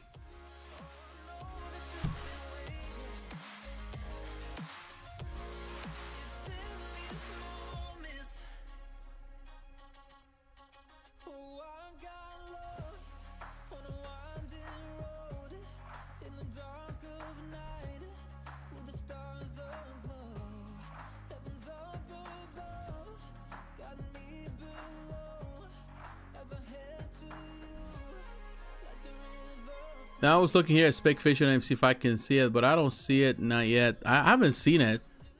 So I'm guessing when it goes out. Oh, I see. A scale life size coming soon from an Infinity Studio Buzz. Oh yeah, that looks great. So it's not on pre-order yet. We'll talk about it when it goes on pre-order. We'll discuss it. But yeah, that looks great. All right, so really coming now to the end of the video. I want to say to all of you, are you a fan of the Lord of the Rings? Yeah, I am. I am a big fan of the Lord of the Rings. I'm a big fan of so many things. It's not even funny, and that is my biggest thing, or my biggest maybe mistake. I don't think I want to call it mistake because I love so much stuff, you know, and I talk about a lot of stuff here on the channel. But I want to say, you know, coming to the end of the video, you know, really, it's just a short video of it. Looks amazing. Yeah, I just saw the pictures on Spec Fiction. I saw they coming soon, and they only have like 2 pictures. That's it. But as soon as it comes out, we'll talk about it. It's on pre-order when we know the prices. I'm sure it's gonna be around 4,000, 5,000, something like that. But we'll look at it. Definitely, it's been an amazing week for sure. These companies are again producing amazing work. Not all are winners. Definitely one of the biggest, I think, throwbacks for a lot of these collectibles definitely is the price point. Price point is just up there. There's something for everyone if you're willing to pay the price.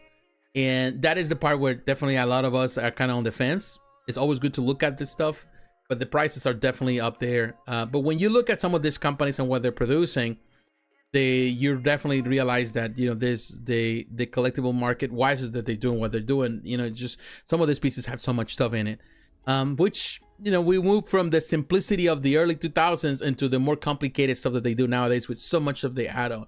And yeah, sometimes it's easier to go back to the simplistic times, the simple times. Some simple statues are simple, you know, you don't need much.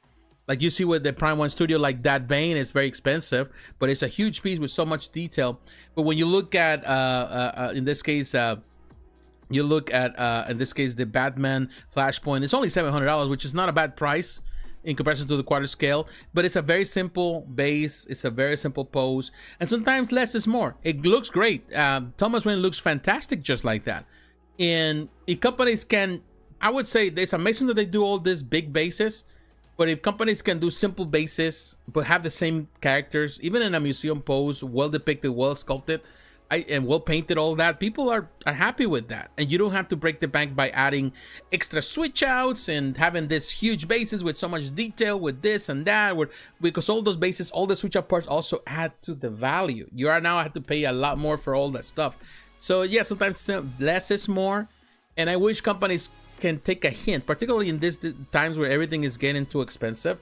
Maybe stop thinking as make it bigger and better in some way. Well, not, I wouldn't say better, but to make it bigger, larger, shinier, you know, more whistles here and bells and things. And, you know, if you can come on back into what it used to be, more basic, normal poses, you know, simple, you know, just static, perhaps even some action poses but are more simplistic with a more refined base, then actually you're saving money and you are actually making collectors to be happy. So maybe that's what companies need to start doing, instead of just complicating themselves by adding a lot more and make it more difficult for the collector even to spend money, because now they thinking, you know, I'm not gonna spend $1,500 for this when I can actually spend $700 here. So, you know, what you want is your collectors to be happy all the time. You want collectors to be buying, you know, not just to rethink their strategy always. And I think that's something that we see that a lot nowadays, more than ever. You know, I remember back in the day, I didn't worry much about that because, you know, there were a lot of releases that I was able to get a year. Even when I was collecting 1/6 stuff, you know, I kind of timed myself and I was able to get a few statues a year. Now it's becoming to a place where maybe only 1 or 2, and some years I haven't gotten anything because everything is way too high.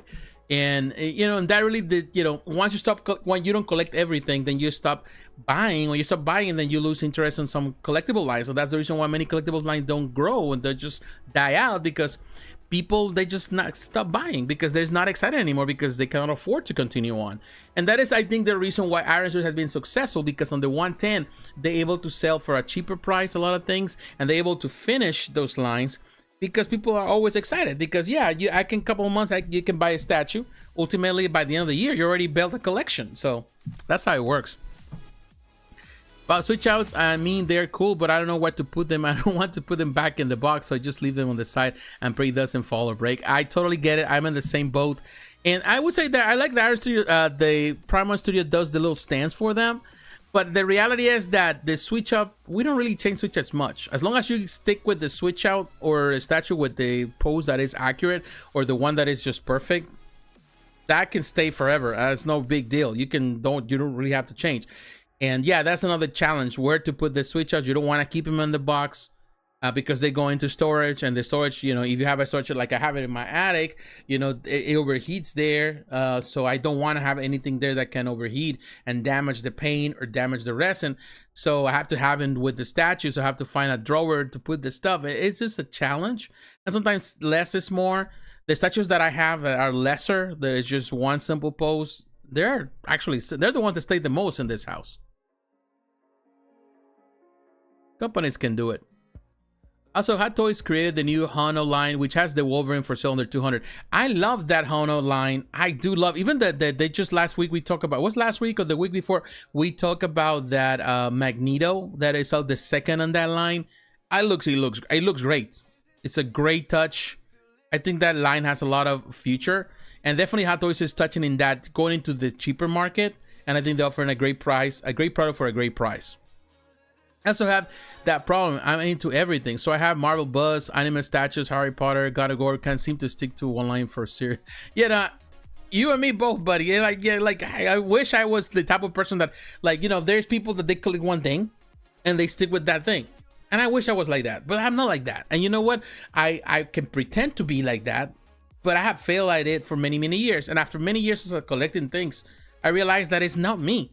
And I don't need to be like that. You know, I don't need to follow that, because my life is all organized. You know, I go to work. My life is very organized and detailed and everything that I do.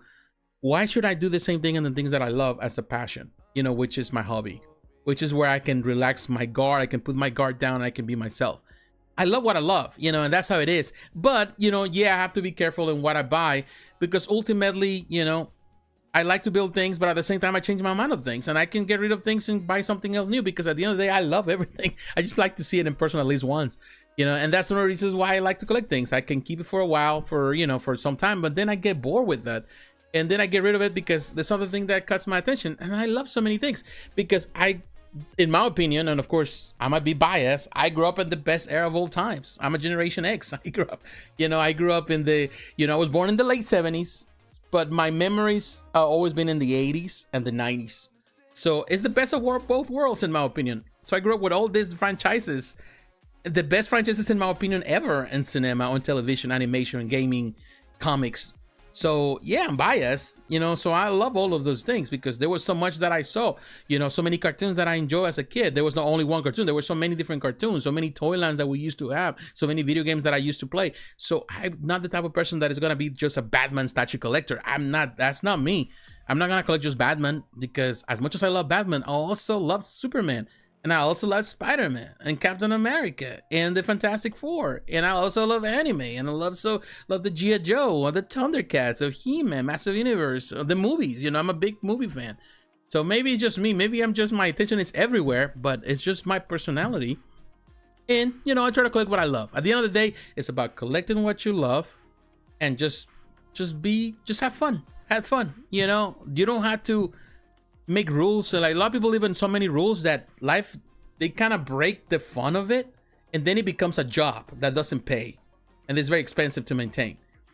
It's a hobby, so just stick with the hobby, enjoy it for what it is, love your collectibles, buy what you can afford, build the things that you want to build, but be always ready to change, be always ready to try new things, and have fun with it.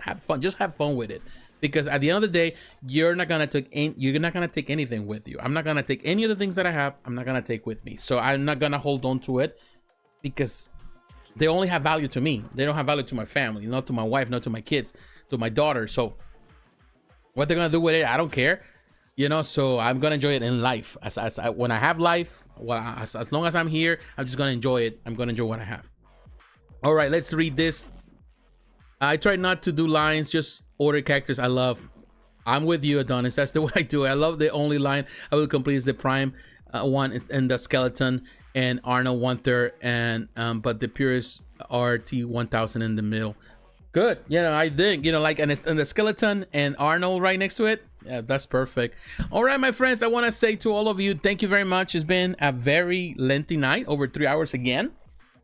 But we cover a lot, and I want to say to all of you, thank you very much for being here with me, for the support. Let me read the last one. And in 23, I am 23, and I'm collecting 1/3, and I don't think I will ever sell them once I run out of space. That's it's, I guess.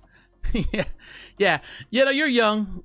you might come to a place where you will definitely, you know, say, you know what, it's time for me to let it go. But you know, we all have different stages in our collectible career. I'm in a different stage in my life. You're very young, and I applaud you actually for starting very young collecting. And you get starting collecting a very high-end collectible, very big line. So kudos for that. But always just to kind of give you an idea, always be prepared to change and to see and adapt, because even the statues that you have right now, they will be improved. Some of the companies are going to make it better. But, you know, welcome that as young as you are. I applaud you for being part of this community. It's always great to have people like you. It's always good to have all people of all different ages, old people, young people. Because at the end of the day, the young people like you are the ones who maintain this collectible world, because the old dogs, the old heads in this industry, I've been here for a long, they're the ones that buy the least, because you already have what you love, or you're a little more jaded about it. But the young people are the ones that are investing money into the stuff that actually is keeping this industry going, and the company is producing amazing work. All right, my friends, again, thank you very much. Don't forget, if you're watching this, to leave a like, to subscribe if you're watching this for the first time. Follow me on social media on Facebook, Twitter, Instagram. The links are in the description. Again, I want to say thank you very much. Thank you for being supportive. Thank you for everything. We covered a lot of things. Tomorrow, of course, I will have all this segmented. You'll have the timestamps if you need to go back and to look at some of the things that we talk about in more detail, so you can have that. I want to say thank you very much for everything you do. Also, you know, happy Easter, and take care, my friends. I'll see you on the next video. I'll see you next time. I'll talk to you on the next live video. If there's no other videos in this week, I'll see you on the live video next weekend. Take care, my friends. God bless.